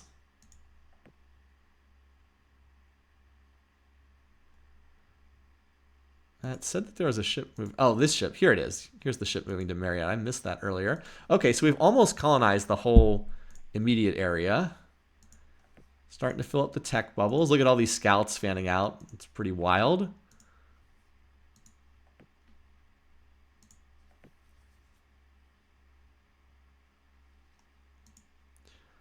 Still trying to see what we can see. All right, so the homeworld is 1 turn away from finishing. Let's hold here because we don't actually know if there's anything that we do need. There might not be anything there, in which case we might make a play for this. Although if I could get the improved engines, I almost would want to wait until I get the improved engines because they move twice as fast to get up there. But yeah, the scout wave is pretty hilarious to see all the scouts fanning out, trying to see what they can spot. But yeah, anyway, Whiskers is pop incoming, so that's good. Little Chungus and Fat Cat both got their pop transports, so now they're like actually developing. Fat Cat's going to grow very fast. It's going to be growing 3 or 4 pop probably most turns. And then it's just got to build. So now we just have to build like a boat ton of factories on all these planets and hope that the Bolrathi will leave us alone. All right, I was hoping to get a scout on this planet, but they already have bases. Note that they built 4 missile bases while they still don't even have the factories maxed out. Okay, this is good for long term. Obviously, we can't use this right now, but radiated ultra rich. Cool. All right. This was for patches.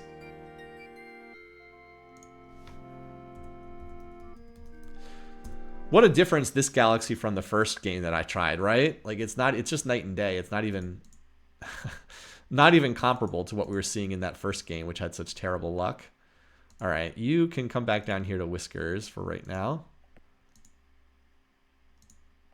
Catnip's just doing research. All right, so we need to send some pop over here to old patches. It's a 75, so we can probably I'd send like 12. That should be enough to get it started.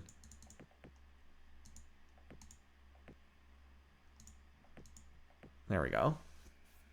I don't know if we have a name for this red one down here. Yep, text coming along. Oh, look, construction's in. This will be nice to pop this, cut 10% off our factory costs. Terraforming is going to make, yeah. Although terraforming makes the biggest difference when your planets are actually small.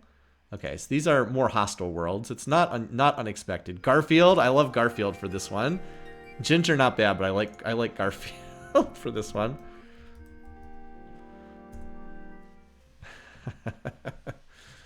Cats is good too. Maybe we can use that for another one. All right, so now Garfield needs its own population. I think this is the same size. Yeah, so we'll do...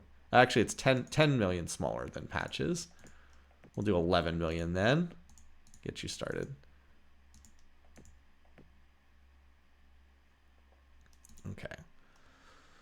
All right, so what do they have here in terms of ships? They just have a colony ship in orbit. All right, now, unsurprisingly, these planets out here have been more hostile. I'm not surprised about that. Because like if you look at the colors, it's mostly blue stars, which are blue and purple, which tend to be more inhospitable. That's actually not that bad, though. We have like a little shelter before we come in contact with the rest of the AIs. Still, this over here, this Terran star, I think I would like to make a play for that long term. I also want to get some scouts up here. Let's send the scout and the scout 2 up here because we have the long range lasers to defend Whiskers. I think we should make a play for this world, but I think it might make more sense to get... I was going to say it might make more sense to get the engines done. You can. We wouldn't need the long range fuel tanks if we finished planetology, but you can see how little progress we've made in terms of this. So let's see, what do we have? We still have some slots open, don't we? Yeah. So for the time being, we can scrap that. I'm going to design the long-range colony ship. I'm going to make a play for this. I think I have the spare production for it to go for this. It's a good world. It's size 85. If it doesn't work out, then we'll just hold the production in catnip and, long-term. Here we go. So this is long-range colony. It's an expensive ship, but 8 turns. I think it's worth making a play for it. Get to Big Chungus and then go up there. We'll see what can happen. So that means Nyarl needs to go back over to tech. Like, we have so many strong planets right now. Slowing down Nyarl's development for this, slowing down our tech, not great, but as I said, I wanna make a play for this world. I think we can maybe grab it. And if we don't get it, we don't get it. But it will open a path to get a little further north here. So let's see what happens. Oh, hello. Okay. Or we could try to grab this world. Is this in range? 6 parsecs. It's out of range. Okay. That is not worth building a long-range colony ship to grab, but maybe we'll be able to get it. Relocate from the... Okay, I did do that, fortunately. Yeah, I wasn't sure earlier, but I did do that. Okay, so yeah, all our worlds are mostly just building factories right now, except Nyarl's on research, so we have a planet doing research. But yeah, mostly they're just kind of chilling there. Whisker's doing the same thing. Cool.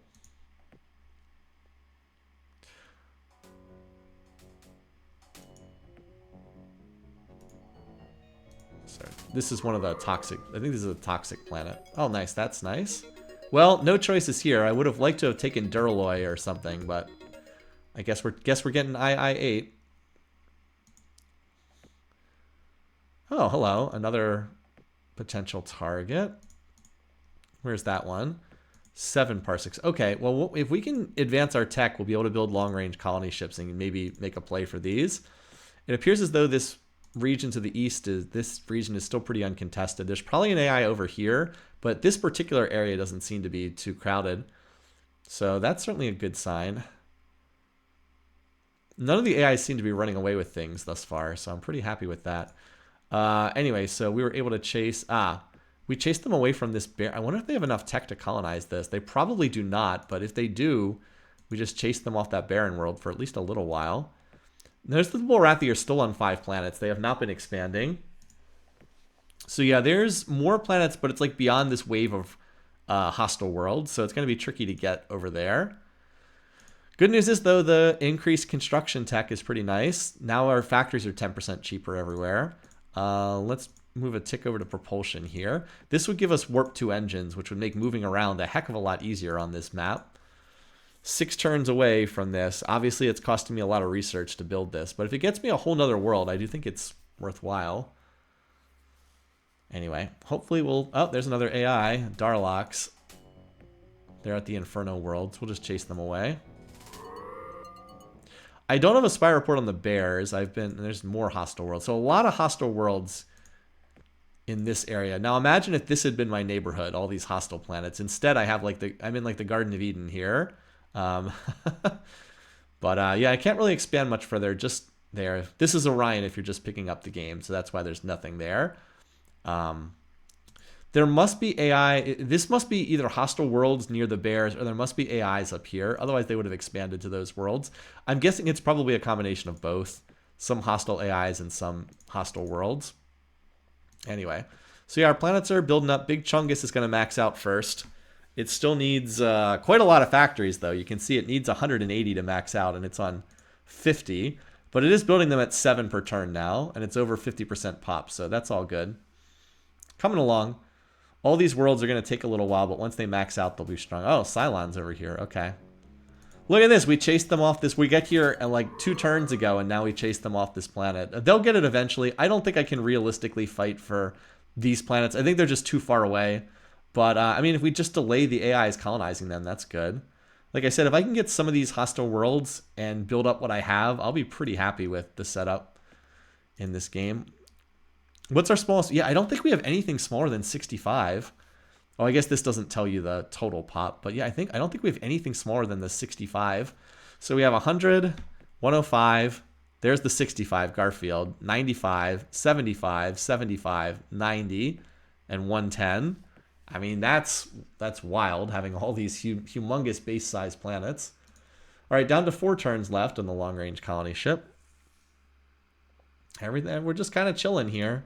Not much going on, but that's good for us. Like, peaceful development is very good for us in the early game. Almost got the early game techs. And we're very slowly building this long-range colony ship. Yeah, everybody just kind of chilling here. As I said, Big Chungus is the closest to maxing out because it was the first one.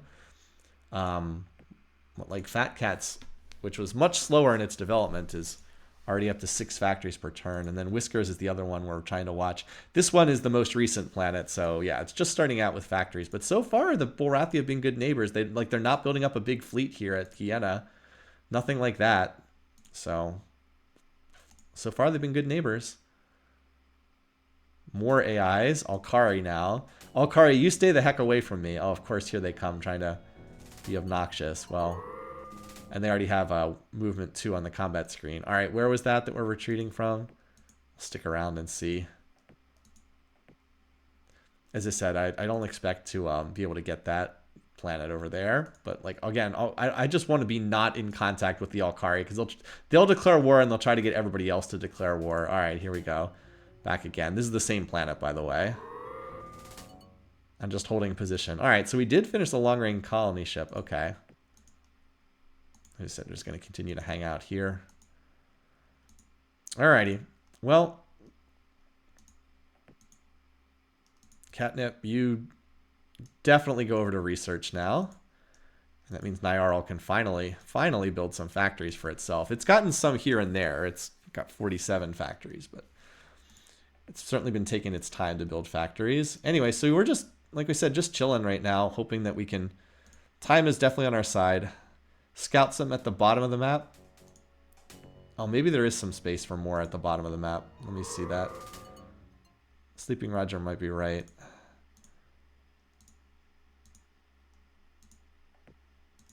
No, these are both out of range, unfortunately. They're just out of range, but they are. Okay.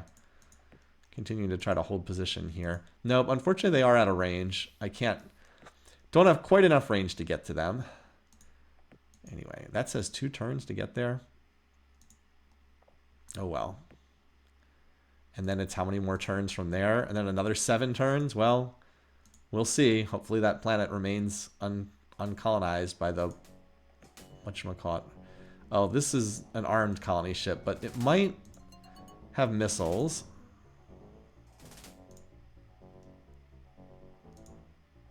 Unfortunately, there does not appear to be... Okay, it does not have missiles. It would have fired by now if it did. So we'll just get out of here. So they're going to get that planet. All right. So what do we want to research for our second tech here? We got Hyper Vs, so we don't really need Hyper Xs. We already have... Ions are not that much better than lasers. I think it's Fusion Bomb. This gives us an offense. This actually retains its value for quite a while.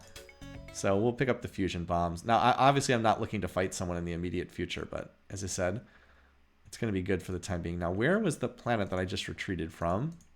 Was it the Inferno world? No, it's here. Okay. Means the... Whoever that was the red. So that was the Darlox, I think. Look at this. It's not quite there. It needs one more turn. That's kind of a waste, but oh well. So far, this Terran planet has still been uncontested, so we're hoping that that will remain the case. Big Chungus is almost finished. Well, actually, it still needs about 5 more turns. But, yeah, hanging in there. And we have force fields and the percentages. Now, force field's not going to do anything right now, but if we would get attacked, it would matter. And then this nuclear engines will be nice, too, for actually moving anything around. We're starting to see a lot of AIs. Okay, well, they're going to get this. It's actually better the Mechlars get this than one of the other AIs, I think. This might bring us into contact with them. Well, that's an auspicious greeting. See how big they are. All right. They're reasonable. They're not huge. You might say, like, well, how are they able to get over here? They probably have an early game cheese alliance with... Yeah. Look at that. Hopefully they're not nominated in the council. Look at that. They actually have less population than me, for what that's worth.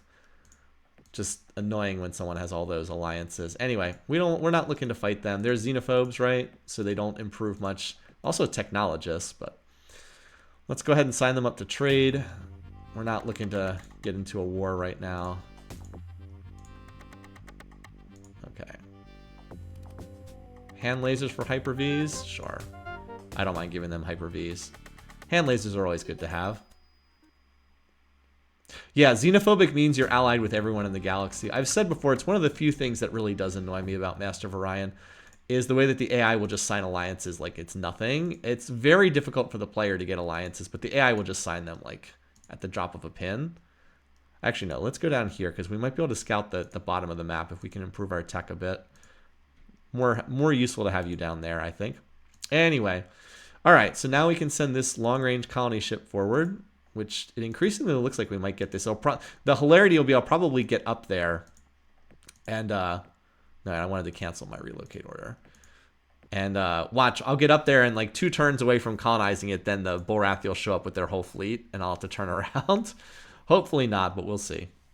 This is closer. I'm kind of surprised it has not been claimed this far in. Oh yeah, I needed to go in and readjust spending because I just signed a trade agreement. Yeah. And that, of course, costs income. It's like trade does go positive eventually, but it's so hard to remain peaceful with the AI for long periods of time. I usually just think of it as this is the penalty you have to pay to try to improve your Diplo. Big Chungus is almost done. Almost done with its factories there. And yeah, force fields and computers in the percentages. Propulsion in the percentages too.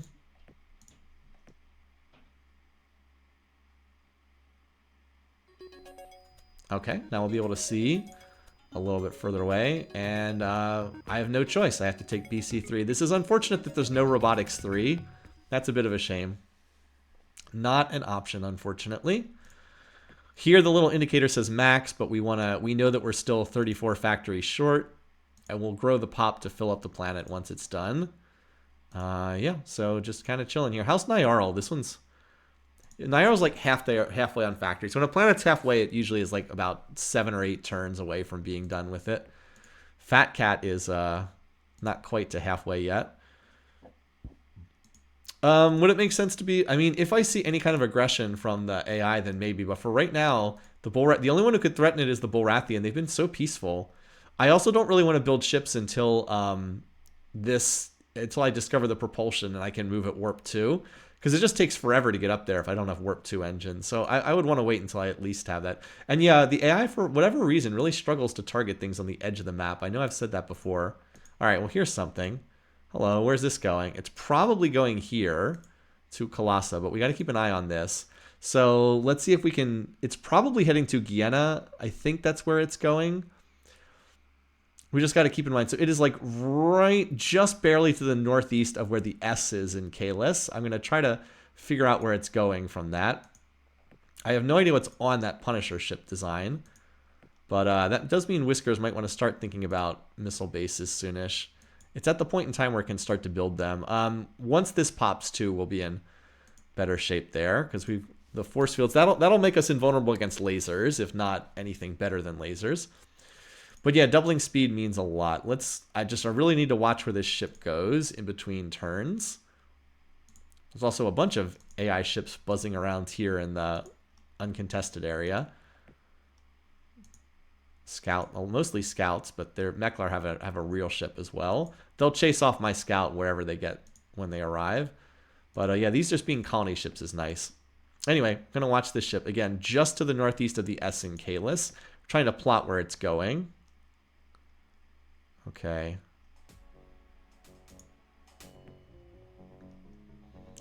Got a lot of movement on that ship. I'm trying to see if I can get them tied up. Oh wait, no, they're too fast. They probably kill my scout.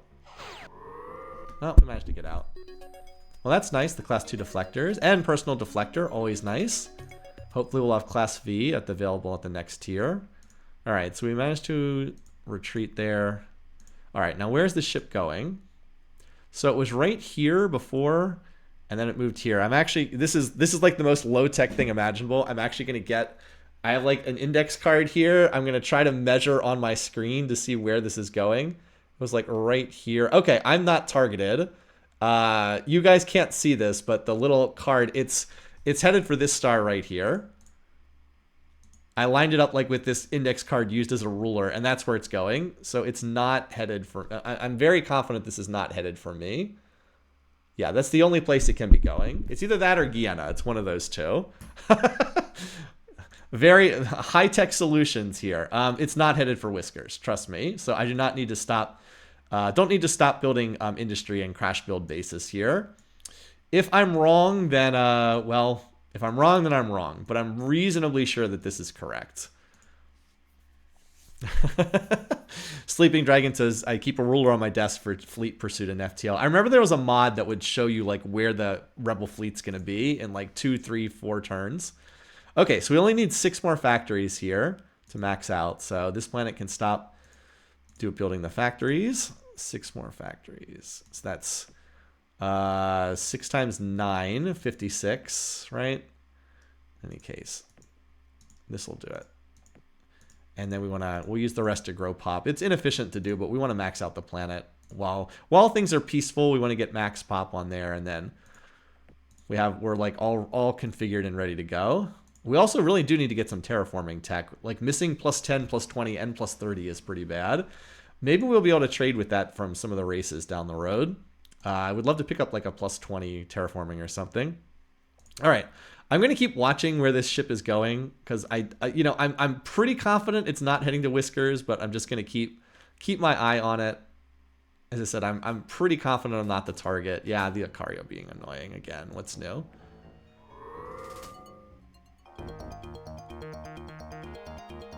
Ha ha, not me. Woo, not me. I just always expect the events that are bad to hit me, the player. It's kind of rare that they don't hit you. All right, look at this. So we're going to max out on pop there. This is telling us that +3 is the most we can do, and then we'll get a missile base. We want 1 missile base, and then we can build more after that. But Big Chungus, the first one to max out. Yeah, you can see now this is not headed to Whiskers. If it were going to Whiskers, the path would have put it down further south. So it's either going to Guyana or it's going to this one. My measurement said it was going here, but it might also be going to Guyana.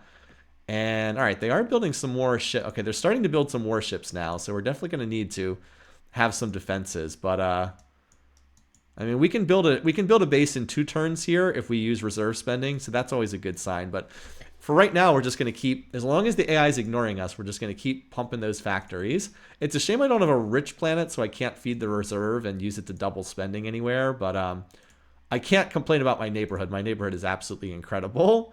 We're already at just about half factories at Fat Cat, so that's nice. Nyarl over halfway there.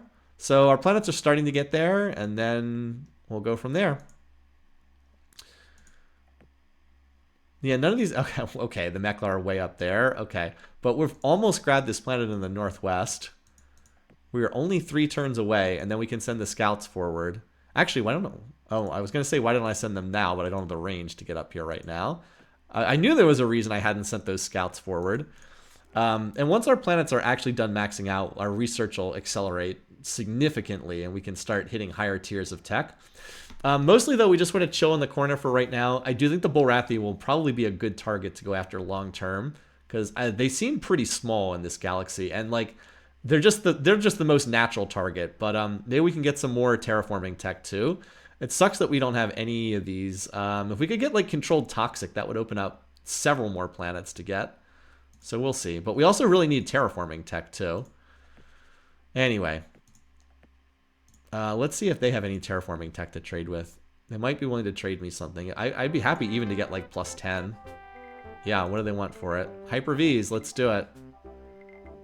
I don't care. Hyper-Vs are such a weak tech. I don't care about that. Or we could do II-9. That's just as weak of a tech. Yeah, sure. Who cares about this? They're strong in construction tech anyway. Great. Now we can add 10 million more people on all our planets. Excellent. Cool. We'll do that. That actually helps a lot because we missed out on all of the early terraforming. Thank you for that, Bears. Alrighty. So let's do it, right? All the planets that are maxed. Let's wait one more turn because I don't know if it like will do the terraforming if you get a tech in the middle of the turn. We'll just do it next turn. AI's not quite sure what to do about that. More ships popping up over here. So let's see. This is still going north of me. Pretty sure this is on the same trajectory. It's in exactly the same spot. So it's wherever this ship is going, this is going. As I said, it's either Guyana or it's this planet. It's not headed for Whiskers, which is all I really care about. Okay. Can the AI benefit from scanner tech? I think that they do. If nothing else, though, it does improve their computer level, and the Bears are famously terrible at computer tech, so I didn't want to give them any computer tech. That's why. So that was the logic there. I just didn't want them to get the computer tech. All right, let's go through our planets. I think just about every planet can terraform. We can do it in one turn. So I'd rather just do it all at the same time. And one of these planets is going to have to stay on research. Garfield, you can be on research because you are not quite strong enough to terraform in one turn the way everyone else can. Poor Garfield. But yeah, it costs 50 BC to do the terraforming. So, oh, you are not quite strong enough either, Patches. Well, I'll do you and Garfield next turn. Actually, you know what? Why don't you do half the terraforming? If you can't do it in one... Well, if you build factories, you might be able to do it in one turn. Anyway, all right. Well, Chungus.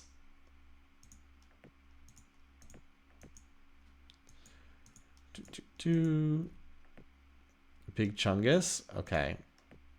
That's not right. That's because we were growing your population before. Okay, whoops.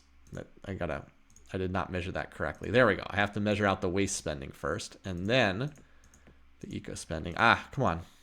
Clicking sliders. Fun. All right, Fat Cat. Now size 120. Or will be 120. All right, there we go. And we do still have a little research ticking in. Okay. Just so we have that. By the way, what are we going to name this planet up here? It looks like we're probably... I don't want to jinx it, but it looks like we're probably going to get this planet up here. As long as... Because the bears are just completely ignoring it. All right. So now we got all the... Now we got to go through and do all our terraforming adjustment.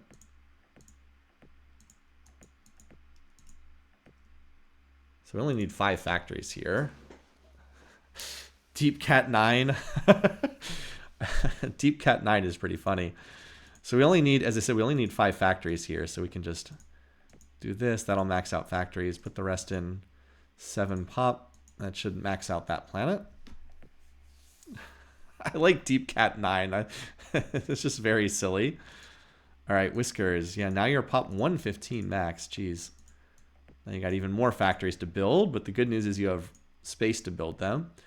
Hopefully this planet continues to get ignored. All right, Garfield, you're just holding on research while everybody else is terraforming. Poor Garfield. And now Nyarl's 105. Still has a ways to go on the factories. All right, you... Yeah, I was going to say, I think you can terraform in 1 turn if I spend another turn factory building. So that's what happened there. All right.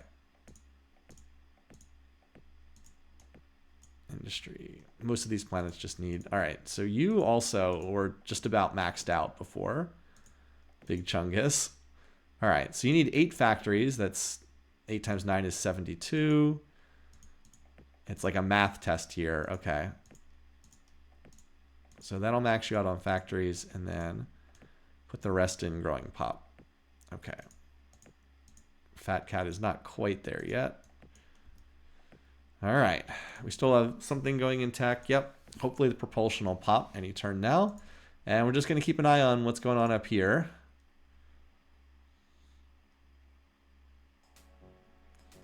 I wasn't expecting... Oh, this is that Meklar ship that was chasing around forever. Yeah, we got to retreat from this. There's... The colony ship's armed as well. Ooh.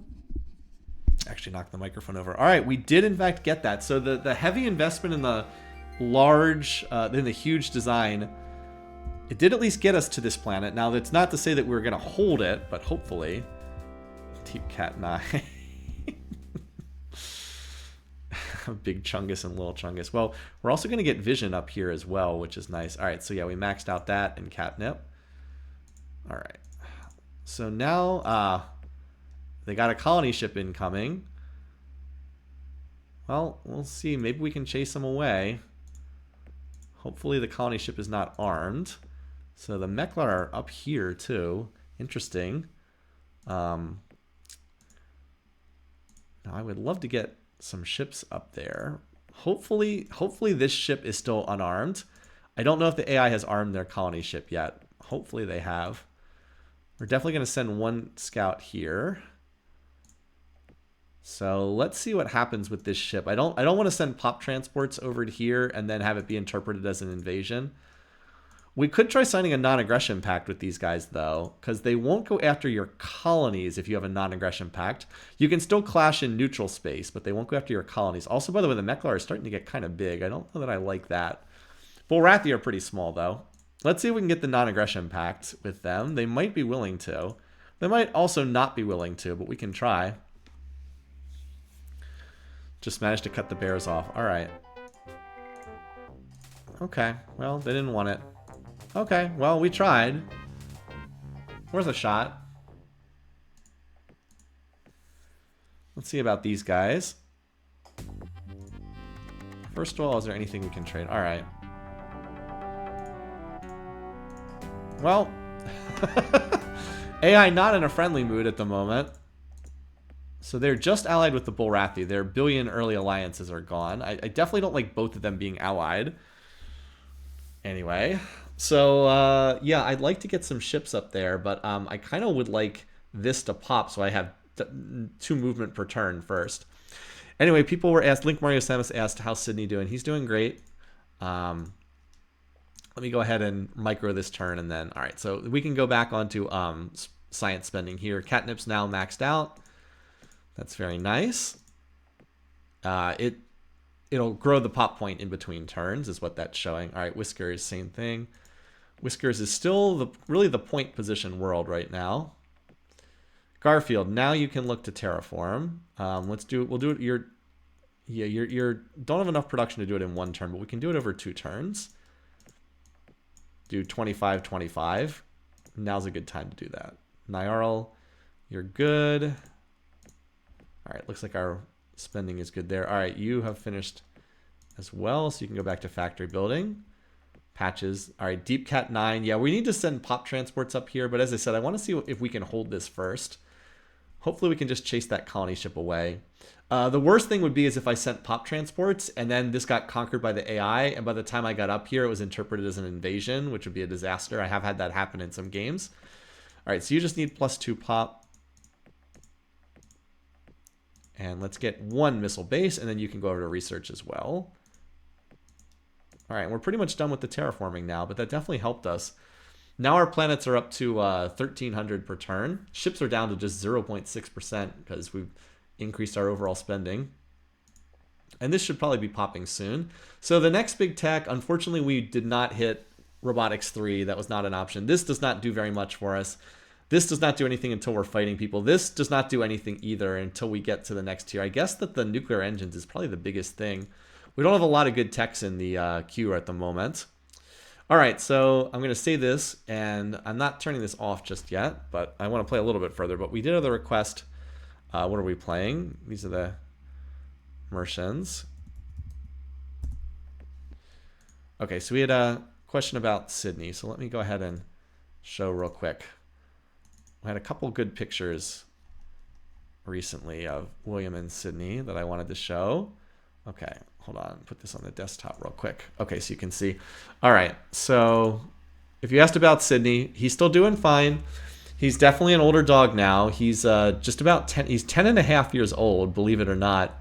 But he's still pretty much the same as he was like 8 years ago. He just has such a laid-back personality. He's still very healthy, so we're hoping he'll be with us for a while yet to come. But yeah, he pretty much just lays around and sleeps all the time, but he did that when he was a young dog too, so it's not really any different. And then as for William, this is we went and got dinner for Liz's birthday was recently. But this is the picture I wanted to show of William. I put this on the Discord, but he got out these sunglasses and he put them on and he was having fun. I think I need to try to turn this into a emote for Twitch because he's just really, really adorable.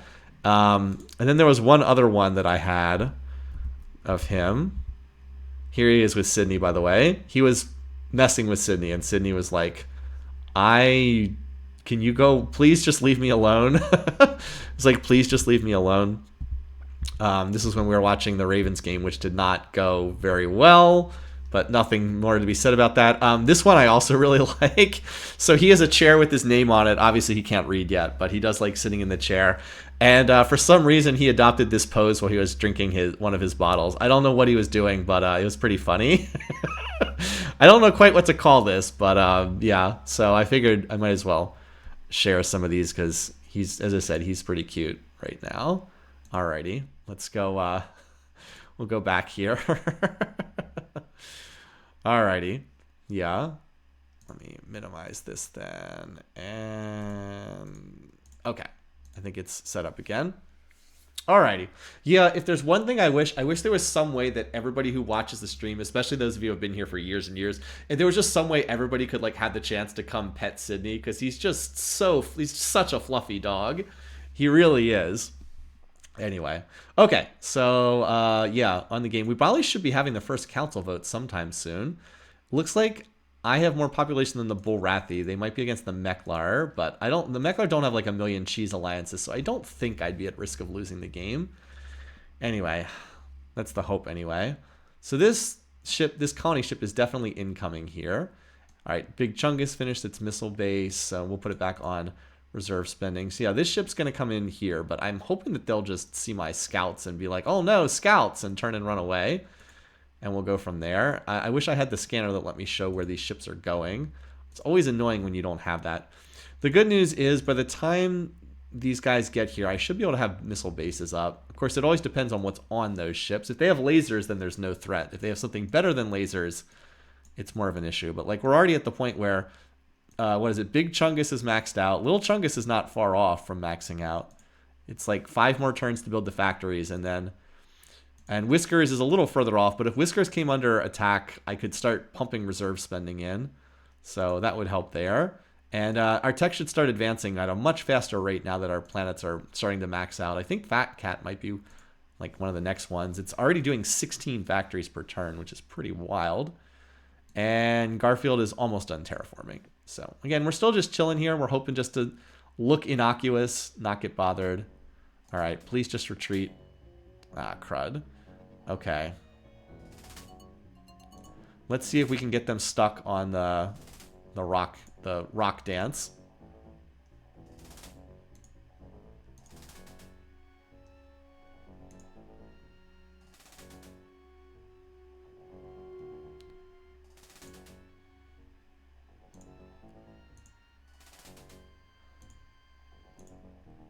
Oh, I think I got him. I think I got him.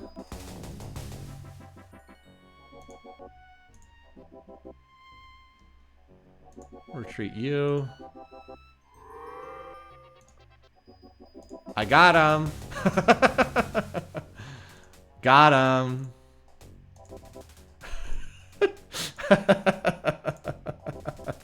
The kitty cat dance. I don't know why their programming does this. Yeah, so the Mauritians are good gunners. They have terrible diplomacy, and their research is among the worst in the game, too. They are widely seen as being the weakest race in Master of Orion.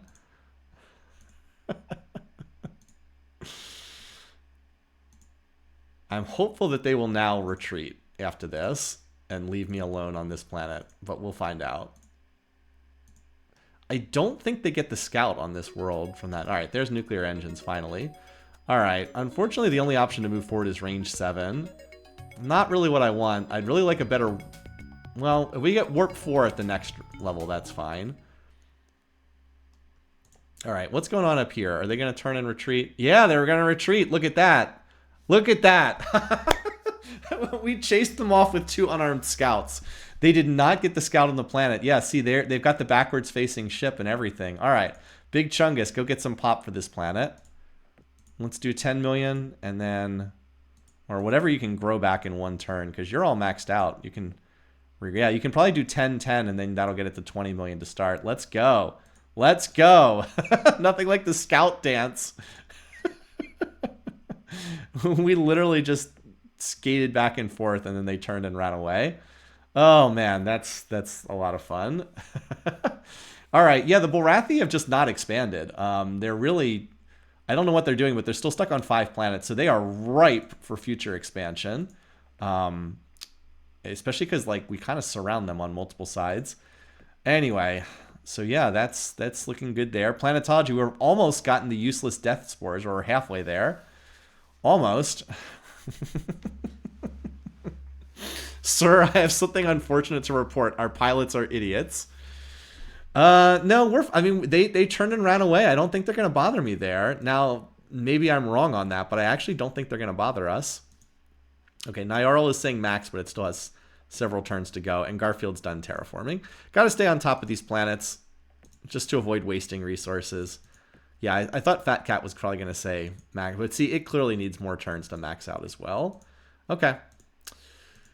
I will keep an eye out, but remember, I do have the tier 2 scanner, so I can see things moving a little bit further away. That probably would still not be enough to save this planet if it came under any serious attack. I'd be in trouble, but the fact that it's way over here on the corner of the map really does mean I think it's going to get ignored. If you've noticed, all the Bulrathi ships are flying around over here. They're just not putting much emphasis over on that part of the map. And thankfully, you can see these are all pointed to the right. So I don't know where they're going, but it's not to Whiskers. And if they just want to fight with the other AIs, I'm okay with this.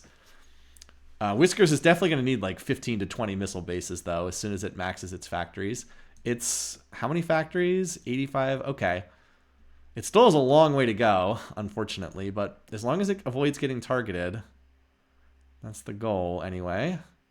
Yeah, they did not get the scout on that world, so they're just ignoring it as far as I can tell. All right, Big Chungus, yeah, send another 10 million. I might just keep doing this for a little while, because I favor this planet getting stood up faster over getting whatever research I can get out of here. But like, if I can send 10 million every turn here, we could stand up this planet pretty fast. Just keep pumping it full of pop. Like, why not get like 50 million pop by doing that? The planet will be stood up so much faster. It's a long travel time to get up there, but like, why not, right? Seems like it's a pretty effective use of production there. Anyway, Nyarl probably maxes out on factories this turn, but if it overflows into the reserve, I'm okay with that. And yeah, our tech is kind of terrible. If you look at our research, we're way behind, especially the Meklar, but we got more planets than, well, not the Meklar. They're kind of keeping pace with us, but that's okay. I mean, it's not okay, but we can't really do anything about it, so. Yeah, I figured Nyarl would max out there, and then Big Chungus also remaxed on pop. So yeah, hopefully, now I don't know where this Meklar fleet's going, but I don't think that we're the target. There's also a random Alkari fleet up there. I'm pretty sure we're not the target. This, I think, is going to Kalis, but I'm not certain. Anyway. Now, that said, it probably would behoove me to send some kind of ships up there, just so that we're not completely exposed, but I don't really know where I would get them from. It is pretty exposed up there. Anyway, so Nyarl maxed out, and now I'm going to get, I'll grow the pop. Looks like it's going to take pretty much all of its income to do that. I really wish I had the tier 3 scanner, which would let me see where these ships are going. Fat Cat, wow, still has planet size 120. It takes a long time to build all those factories. As I said, too bad we don't have improved robotics 3. I just don't think I'm the target of the Bulrathia. They seem to be completely ignoring me. So just continuing to build those factories, and then we'll get the missile bases up. Did I send from Big Chungus? No.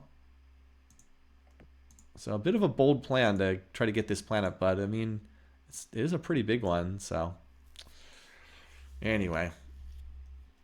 Yeah, I mean, I probably should get something so I can at least just chase off, like, colony ships. Maybe I'll have Big Chungus just build some little laser fighters as soon as I am done sending pop. Let's do the 30 million, and then maybe I'll crank out some little laser fighters just to scare off whoever might show up there. Something like that. Big Chungus I'm using because it's like the only other planet that's finished. And I've still got the homeworld on research because something has to stay on research. Alrighty. It's always like, how much do you want to push econ versus actually being able to defend yourself? As far as this ship here, if we want to get a read on it. So it's kind of in the middle of nowhere space. But we'll see. I'm going to try to watch where it's going on the map just to see. Nope, I am the target. Okay, I am the target there. Alrighty. Then we definitely need to get... we definitely need to build something just so we can chase that off. I don't know. Fortunately, it's moving at warp 1. So hopefully we can... Let's see what we can design here. Fleet. We can scrap this. We don't need this anymore. So we can design small. We don't need any specials on it. We just need a laser. We need nuclear engines for faster movement. Okay. And we could put a computer on here, but like that increases the cost of the ship by 50%. That is not worth it for one rank of computers. So this is just laser 2. Very basic ship. All right.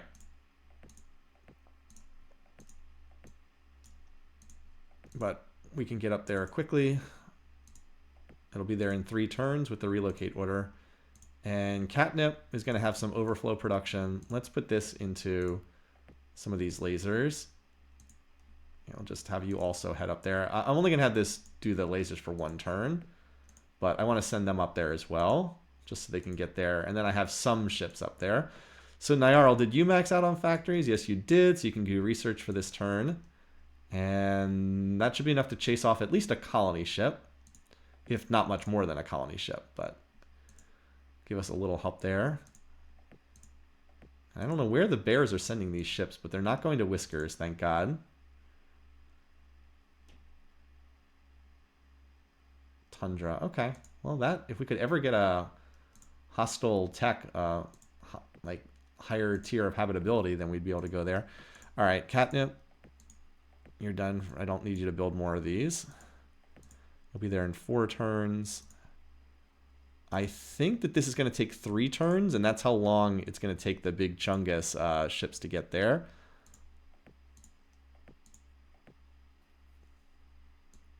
You could go back to research, but I think I'd rather send more pop up there. Where's the big Chungus? Oh, it must be underneath this pop trend. Yeah, there it is. It's 3 turns. I think that it's going to take this 3 turns to get there at warp 1. I think it's like there, and then there, and then there. So I think our ships get there just in time to chase off that colony ship. That's assuming that we can beat them with the ships that we have, which is not guaranteed. I guess we'll find out, though. Maybe we do one more round of lasers just to make sure we have enough up there. Wish I'd sent them like 1 turn sooner. But I did not think this was headed for Deep Cat 9. I actually didn't think it was headed there. I was wrong on that. I misread the map. Oh, little Chungus maxed out. Okay. Little Chungus, you need to finish up your pop then. Whiskers, you're up to 16 factories per turn. Nice. Getting there. Needs like 4 or 5 more turns to max out on factories. Fat Cat, you also maxed out. Okay, so you need to grow your pop. And then Nyarl is on research. And, okay. Starting to get there on tech. How long does Whiskers need on a missile base? Not long at all. If it would start getting targeted, we can do a missile base, I think, in 2 turns now. Yeah, so not long. I think we can get it down to like 1 turn, 1 missile base a turn once we are fully maxed out. But as I said, there's just not much. I mean, that's okay. That's something. We probably should get at least a little reserve. So if we have to, we can basically double its. We have enough saved up. We can basically double its production if we have to. Just have to keep an eye on that. Make sure that they're not targeting us. Again, we can always try to get the non-aggression pack too, so that they won't attack us. I don't need this. Definitely not for that. Okay. Worth a shot. The Bullrathi being erratic means that sooner or later they're going to attack me. But I continue to try to see if I can get a non-aggression pact. No. I don't need a better version of a laser. Oh yeah, the Mechla are way stronger. The bears are weak. The bears are just they're going to get outscaled really badly. I'm also surprised the council hasn't met so far in this game. Yeah, I got a lot of stuff flying up here. All right. I'll put this on research for now. If we hold the world, which I think we will, then I'll start sending more pop. But I want to make sure that I actually do hold the planet before I invest more in there. Alrighty. So yeah, we've got these ships incoming. Only 2 turns away, right? We've got ships that are only 2 turns away. Yeah, 2 turns away. I'm just not sure if 15 is enough to chase off a colony ship. But with Mercian accuracy bonus, it probably is. Mercian accuracy makes a big difference. All right. Let's do Fat Cat also. All right, so we're maxing out 2 more planets this turn. Fat Cat and Lil Chungus, both maxing out. Whiskers, what is it? 230 is our max factories here, and we're at 154. So we're getting there, as I said. I continue to watch this stack here just to make sure that there's no funny business going on. And then Garfield and Patches are like a little slower to max out, but they're getting there too. They're going to take a little longer, but like our research is up to almost 1,000 BC per turn. So focus is right now is just on Deep Cat 9, making sure that we hold this planet that we really stretched out our necks to get, but looks like we're probably going to get it. Well, yeah, Little Chungus is maxed out, and now Fat Cat is maxed out. Very nice. Puts us over 1,000 BC per turn. And as I said, we should have our units or ships ready to go here at Deep Cat 9. Hopefully what we have is enough. Now so we only have 15 ships the first turn. If that's not enough, we have a lot more coming in the second turn. We have like another 40 coming in the second turn. No, I'm not moving that around. So hopefully we've got this, and then I'm hopeful that I can get either like controlled toxic or controlled inferno at the next tier. We've almost knocked out this incredibly annoying death spores that has really held us back. Like, imagine if this had been controlled, I don't know, tundra. We'd have 2 more planets we could have grabbed. Could have grabbed the barren planet, and there's another tundra planet up here that we are looking at maybe getting. But plus this barren world. I mean, I think it's size 10 barren, so not much of a planet.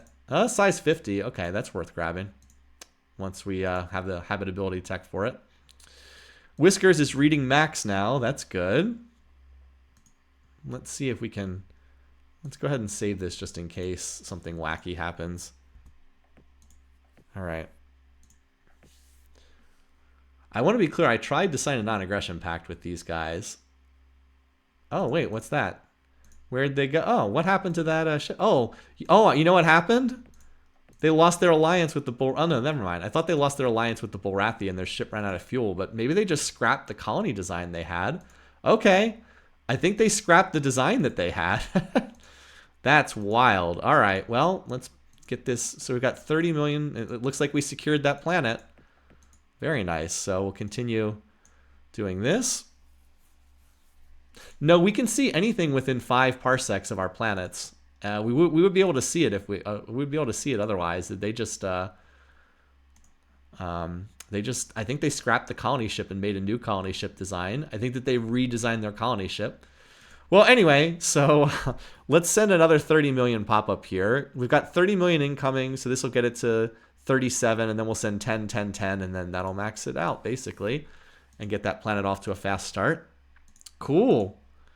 All right, well, we did not, as I said, did not get punished for that, so that's good news, and Whiskers is almost maxed out. I've been very nervous having this planet mostly undefended, but it worked. Yeah, I thought that was going to be a fight there. It didn't happen.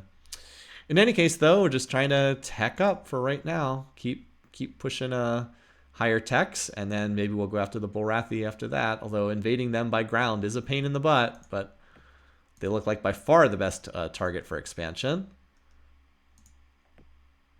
As I said, we'll do 10, 10, 10, another 3 of these. And as I said, we have enough to chase away like a minor probe, but not enough to obviously fight like a full fleet of one of these AIs. They've been leaving us alone, and there still has not been a single council vote, which means a lot of the galaxy is not settled yet, or colonized, or whatever the word is. Yeah, Patches and Garfield are the 2 that have yet to max out, but neither one is too far off. I am being held back by a lack of terraforming and a lack of improved robotics. It's definitely hurting a bit in this game. Oh, we can probably turn down the propulsion now. That's not as critical. The range 7 is like whatever. It doesn't hurt, but it's not that useful. We will get a better weapon tech here soon, too.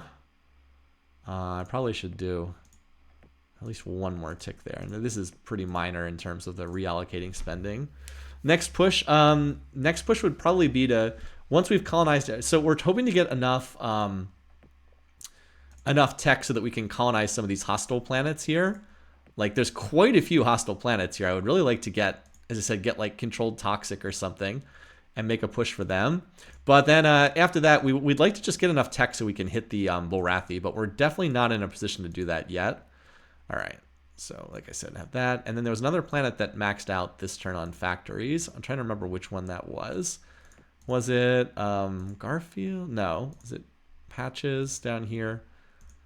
There's another planet that hit max something, and I can't remember which one it was. I'll just check real quick to see. So it's not you. Oh, it's Whiskers. Whiskers maxed out on factories. Nice. Excellent. Once again, we are not the target wherever that ship's going. It's not focusing us. So we'll just grow the missing pop. And then we're going to build a lot of missile bases here because I am definitely not comfortable with how exposed this world is.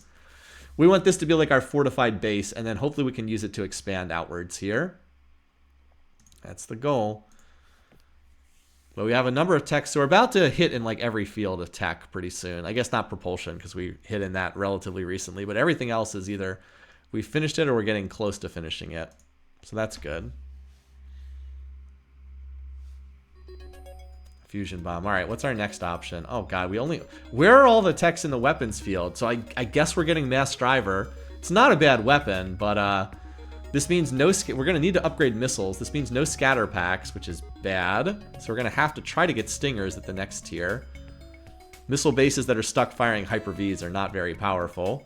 Yeah, it's disappointing that I have so few options in the weapons tree, because that's like where I'm ranked so highly. With Merchants are really good at researching weapons. I mean, it's not unusual. They don't have any better odds to find weapons than anyone else, but it's disappointing. If you're curious, so we have Hyper Vs from the first tier, and then we took Fusion Bomb from the second tier. The only option was Mass Driver, so no Scatter Packs, no Merculites. This is probably the second best tech to take after Scatter Packs, for what that's worth. But we really needed one of those two missiles to feel better. So now we almost have to take Stingers at the next level if they're there. Almost have to take Stingers if they're option at the next field, because we can't have Hyper Vs. They're just not very good. We're hitting the point in time in the game where they're just pretty weak. But at least the Mass Drivers are a solid weapon for this stage of the game. They're not bad. So, yeah, we'll just see what's... We'll just have to see what the other options are. I mean, we're not going back for Ion Cannon. That would not advance the tech tree. So we got to do that. Oh, I should have swapped back to Master of Orion. You didn't see that. I did select the Mass Drivers, as you probably guessed. All right.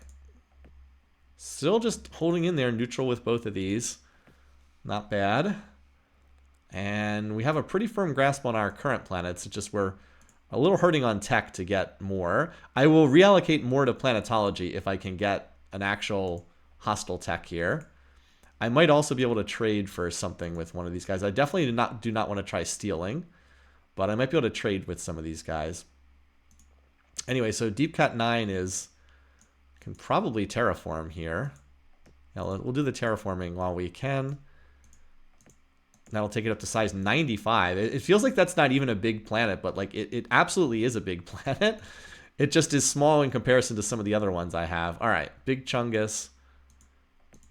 You were not quite able to regrow all of your pop, but you were just one short. So we'll put you back on tech there. Fat Cat, you look good. We could actually use some more waste cleanup tech at this point. Garfield and Patches, you guys are almost done.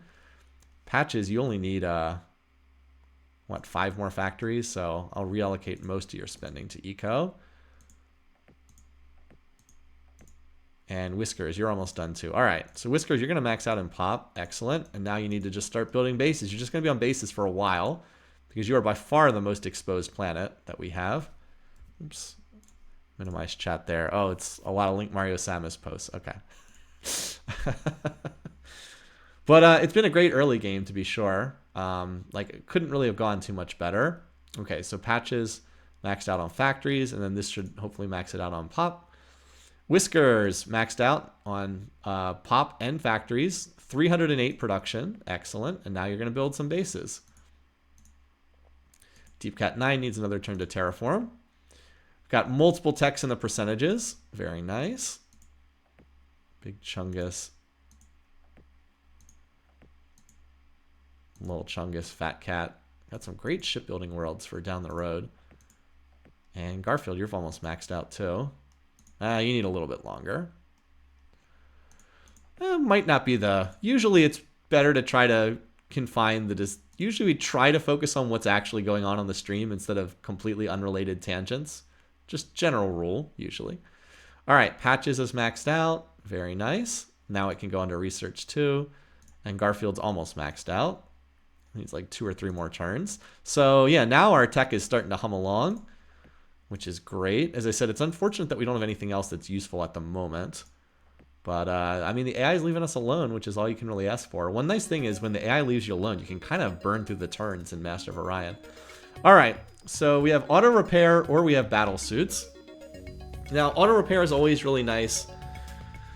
Question is, do we want battle suits or auto repair? Battle suits will make it much easier to invade, like the Bullrathi. It's actually going to be really difficult to invade the Bullrathi without this. So I'm somewhat tempted to take the battle suits. They're also cheaper here as well, because I'd actually really like to try to find Zortrium at the next level. If you're curious about where we are in terms of the construction tech tree, as much as I like the auto repair, I'm not sure that I want it in this case here. Here's the construction tech tree, just for the curious. I wish this really should be available in game, but it's not. So we're here. We're at tier 3. We just picked up II-8. So we don't need II-7. It's not an option, obviously. Reduced industrial waste would have been very nice, but that's not an option. So I kind of want to take Battlesuit and then hopefully get Zortrium at the next level. It's 50-50 as far as it's... Well, it's at least 50% odds. It's actually slightly better than 50% odds. The reason why I say that is each tech has 50% odds to be present. So 50% odds for Zortrium to be present. But if II6 is also not present, it'll re-roll them so at least one of them is present. So that's why it's slightly better than 50% odds. I think it's like 60% odds. So I think I'm going to take the Battlesuits, and then hopefully we can get Zortrium at the next tier. And we would really like to get reduced industrial waste at some point. Maybe we can trade for the 80%. This is 80%. It's not visible there, but that's what it is. Anyway, so that's what I'm thinking here.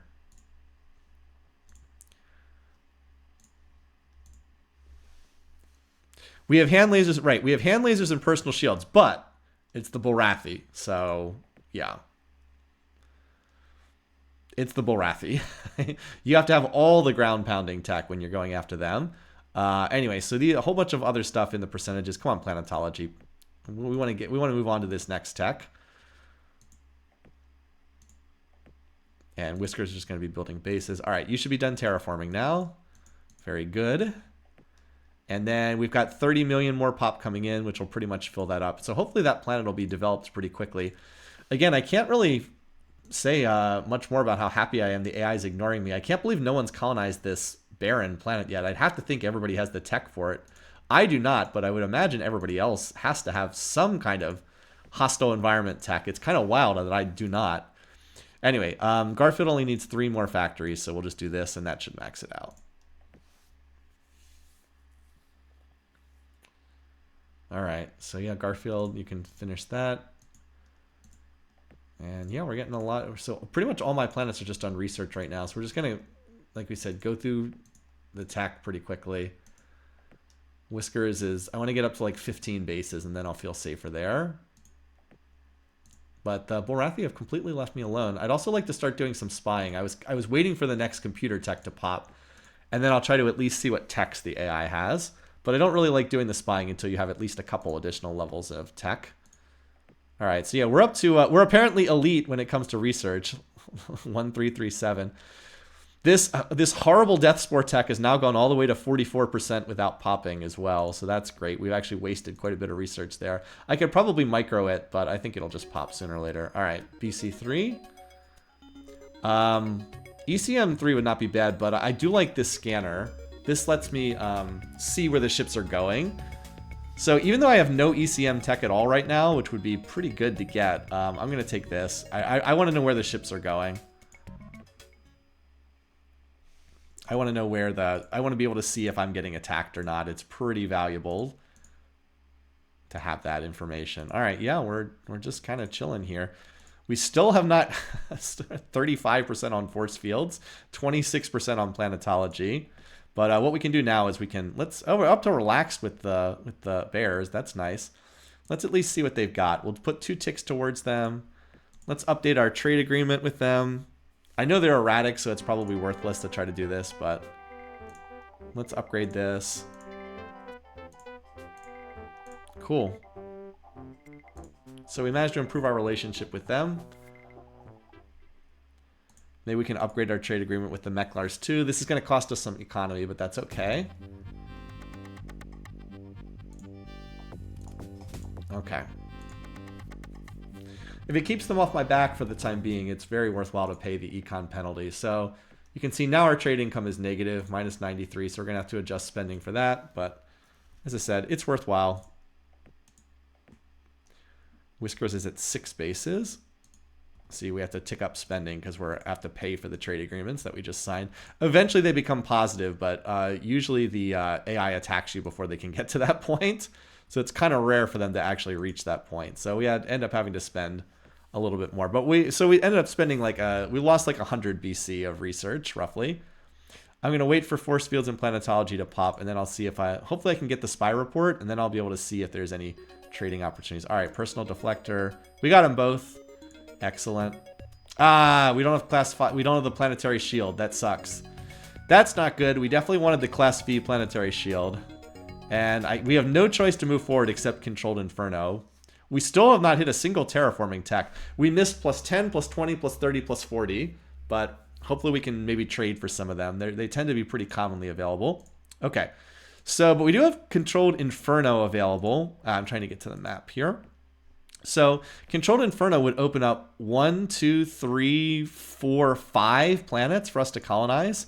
So, you know, that's worth doing. We're going to reallocate our research in that direction if I can ever click on the right thing. So I'm going to put I'm going to put 2 ticks from every field into that and make that our current research focus. And I can undo it when we discover the tech. Well, I'll only do 1 from weapons. I'm already not spending much on weapons as is. But that's our next focus is let's grab all these planets and races. Hopefully we get a spy report on these guys shortly. I'm hoping to get a spy report on them too. But like, look, you can see the AI is just not coming after me right now. All right, still hoping for that spy report. I'd like to then maybe try to trade them something after that. Oh, this is probably bad news. Okay. We just signed for 400, but if they want 450, okay. All right, we got the spy in. Okay, so what do they have that we might want? Well, their weapons are not that impressive. They only have neutron blasters. If we had class 5 planetary shield, that would completely stop that. As it is, we do not have enough to stop that. They have the class 5 planetary shield, though, so we might be able to trade for that. That is a possibility that we might be able to trade. They have enhanced eco, would be nice. Their weapons are not too... Oh, they have fusion bomb. That makes them scary. They're also at war. Oh, they got into a war with the Mechlars. Okay. That's probably why we haven't been seeing them fighting, because they're at war with the Mechlars. Okay, now the thing we have to do is we have to make sure the Mechlars don't take over all their worlds. But for right now, let's let them fight. Hopefully the AI will struggle there.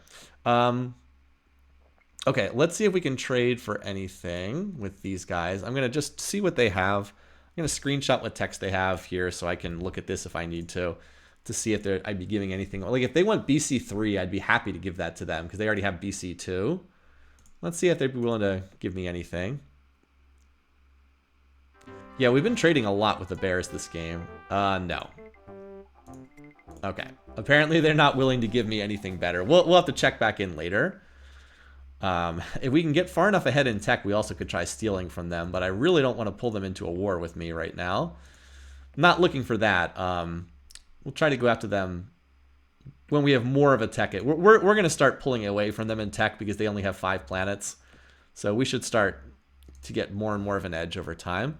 I just want to make sure, because I did change my spying settings, that I'm not waste spending anywhere. Okay, looks like we're good. But we have the potential to get as many as 5 more planets if we can get this planetology. So like, why not just do that instead of clashing with the Bears for no reason? Whiskers has 10 bases now, so I think I'm content to stop here. Long term, I'd definitely like to get the Bears Planetary Shield 5. If they won't trade it to me, I can always try to steal it from them if I had to. But yeah, I've just been, the AI has just been super polite. They've been leaving me alone this game, which is great. Deep Cut 9's already at 80 factories, so we're not too far off there. I do have some holes in my tech tree. Like, not having Improved Robotics definitely hurts. Hopefully Improved Robotics 4 is available at the next tier. We're missing ECM tech, but that's not as critical. Construction, we're actually flying through the tech tree right now because we've just been next turn, next turn, next turn. There's the copyright protection. Now there is a ship that just showed up here. I don't think that we're the target of the silent. By the way, the council still has not met yet in this galaxy, which is wild. And so far the Borathi are just holding on their 5 worlds. And the Mechlar have not gotten any stronger. So yeah, we definitely have some holes in our tech trees, so we're going to have to work to fix those. Deep Cat 9 is just fixing, and then planetology is filling up pretty fast. That's good. All right, did we get the spy report with these guys? Okay, let's see what they've got. So a lot of computer tech, as usual. Their planetology tech is awful, though. They don't have any hostile tech, so that's why that barren planet is still sitting there. They don't have a single hostile tech, just as we don't have them either. Their weapons are pretty terrible too. They're not gonna be able to break through the Borathi's base defenses with this. They just have hand lasers, Hyper-Vs, neutron pellet, ion cannon. Those are really weak weapons. They do not have any. They've got 1 million battle computers and computers tech, but they don't have anything better than that. So they have no improved robotics, which is good. Yeah, so they're actually not that dangerous. The death spores is one of the more dangerous things they have. right now. Their weapons are pretty terrible. I can kind of deal with that, even with the poor shielding I have. Anyway, let's see if they have anything they'd want to trade me. I doubt that they do, but might as well check in and see. They've been pretty good friends with me so far. Duralloy, I would be happy to get Duralloy for something. That would be pretty nice. Anyway, let me minimize this. Let's see. Worth checking in with these guys periodically. The council is, I think it's 3/4 of the galaxy has to be colonized. No, this is not worth trading. No, definitely not. Goodbye. Definitely not. Need better stuff than that. We're all the way up to amiable with these guys. It's a shame that they're... we'll just put 1 tick on each of them to keep spying reports current. It's really a shame that these guys are erratic. Otherwise, they'd be great allies, but I can't count on them because of that. We'll check in on them after we discover these 2 techs and see if they'd be willing to trade for something. Yeah, Deep Cut 9's almost maxed out now. But yeah, I believe it's 3/4 in the galaxy have to be... stars in the galaxy have to be colonized. It's right around that. By the way, Deep Cut 9 is almost maxed out at this point. I'm going to have to build a lot of bases here too, because it's also very exposed. All right, we almost have the planet. We almost have controlled Inferno. Nice. So we got to get ready to start building building some ships as soon as that happens. If we can get into the percentages, I'll just start building the ships now. So yeah, Baron, Inferno, and then our scouts can head forward too. In fact, we can probably scrap the initial starting scouts. I might be able to build some ones that have like scouts that are actually warp 2. Could actually do that. But that's easy to do. We can easily build 1,000,000 scouts out of... Oh, wow. Range 7. Okay, well. Fusion drives. Yay! Warp Dissipator's nice, but I rarely research Warp Dissipator just because fusion drives are so nice. This is a big jump up from Warp 2 to Warp 4. That's a great pickup there. Alrighty, yeah, let's, you know what, we now have this extra range. Let's get out there and start exploring the map just to see what we can find. Because there's a lot of planets out here we do not have vision on out here. They're probably held by the AI, but you never know. So let's design. We're going to do small reserve fuel tanks, and we're going to do speed 2. We don't care about in-combat speed. It's going to be Scout 2A, because it's an actual Scout with Warp 2 movement. It only costs 7 BC as well. So Whiskers, you're just going to build a bunch of these. You can do it pretty cheaply. Okay, we don't need 30 of them, but maybe we do like, yeah, maybe like 13 is fine. And we're just going to send from Whiskers to as many places as we can reach and be ready to send them further once we have colony ships. Because this is in the percentages now. Construction, and we got the battle suits in the percentages too. All right. Yeah, we're just tearing through the tech tree here. All right, Scout. 14 Scout 2As. Well, let's see what's in range right now.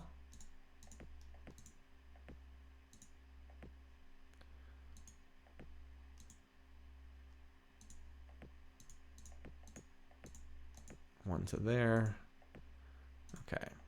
All right, well, I guess they're mostly out of range right now, so. Let's move them forward to, what are we going to colonize? To here, maybe? And then we'll go from there, because we're definitely going to colonize these planets. The Baron is probably the first one that we hit.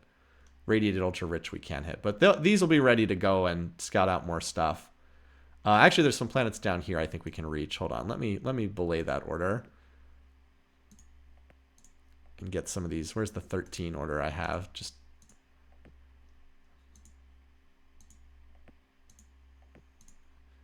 Sometimes it's a little awkward. Okay, yes, that's fine.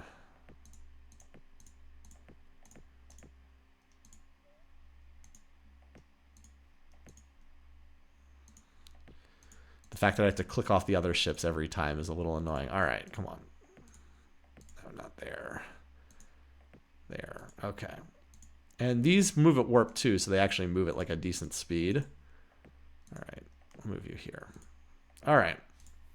Got some scouts queued up, ready to go. We do not need more scouts, though. The scouts we have right now are going to be sufficient. All right. Yeah, the size 10 planets are like whatever, but... Alright, stingers. As I said, we have to get stingers so our missile bases have some punch. And then after that, we're more free. We might want to backtrack at some point for antimatter bombs, but we have to get the stingers or we have no missiles. Alright, well, one of their planets is about to explode. Somehow I'm dodging the bad events, too. Anyway, Deep Cat 9 is maxed out, so let's get some missile bases, and then Deep Cat 9 is ready to go, too. Of course, the planetology is at 21%, of course. Anyway. Did these guys come up with anything new? They have enhanced eco. We'd really like class 5 planetary shielder. They won't trade Durla because it's their top tech in that field. Inertial stabilizer wouldn't be bad either, but the AI always wants an arm and a leg for that. All right, the Mechler have Scatterpack V, but high enough shielding will block that. We have class 4 planetary shield that actually kind of blocks most of the damage from Scatterpacks. Are these guys still at war with each other, by the way? Yep, still at war. They're at war with everybody. All right, well, the Borathi we might have to move on sooner rather than later because they're kind of at war with everybody. Again, I don't really want either of these. Yeah, forget it. Okay, we might have to just take the tech out of your hands violently. Yeah, we might just have to take that into our own account. I mean, like, look at how poorly defended this is. It's 5 bases here. That's like nothing. But anyway, yeah. All right, so yeah, we have our scouts fanning out, and we're just about to discover this planetology tech. I'm just going to play a couple more turns until we get this. Wow, we still haven't discovered this yet? Wow, 28%. Well, let's reallocate those 2 clicks to all the other fields, because at this point, this is pretty far in the percentages. We don't need to continue giving it that high of a priority. Or the 25% means it's actually 50-50 odds to pop. But yeah, the AI has been like so polite in this game. It's really nice that they've been so kind to us. We're accelerating out in front of the AI in population. We're actually pretty competitive in everything. Like, to be this high in production at this stage of the game is very nice. Again, because my planets are so freaking big, it really helps make a difference. We still haven't discovered this yet? Wow. Okay. Well, sooner or later. All right, there it goes. All right, now we do have controlled radiated available, but I think I need the plus 40 terraforming more. We can always backtrack for controlled radiated, but I'm only on plus 10. This is a huge boost to get this. Let's take plus 40. Okay. All right, so what we need to do right now is, let's see, our fleet. We'll probably scrap we can probably scrap the long-range lasers, but until I'm actually out of slots, there's no need to do so. All right. Behind the design, colony ship, Inferno. We can put the nuclear engines on here. So colony 2I. We can also, we probably have enough, I think we have enough space to put long-range fuel tanks on that if we have to as well. We can actually put the long-range fuel tanks on there too if we need it. So we can colonize anything we can see at this point. All right, where do we need to colonize? So yeah, we got a lot of them. We've got this tundra planet up here. Let's go grab that. Deep Cat 9, you're actually like good at building things. Like, you are not a little weakling now. You have 263 production, so yeah, you can just go grab this. And then we can go defend it with the lasers. We'll go grab this tundra planet there. Alrighty, other planets we need to grab. Can't take the toxic planet yet. So out of these, well, we need 3 colony ships. The barren one is the highest priority. We have the dead planet right here. So Whiskers, you're going to grab, I think, that dead planet first, or the barren one. And then we have 2 Inferno worlds, which are low priority, but we'll grab them anyway. Better we have them than the AI has them. And it extends range, too. And then we'll be able to search further forward. And then we also have this planet, the dead planet here. So Catnip, you're going to do a colony ship for that dead planet. And then Big Chungus, why don't you do one for one of the Inferno planets?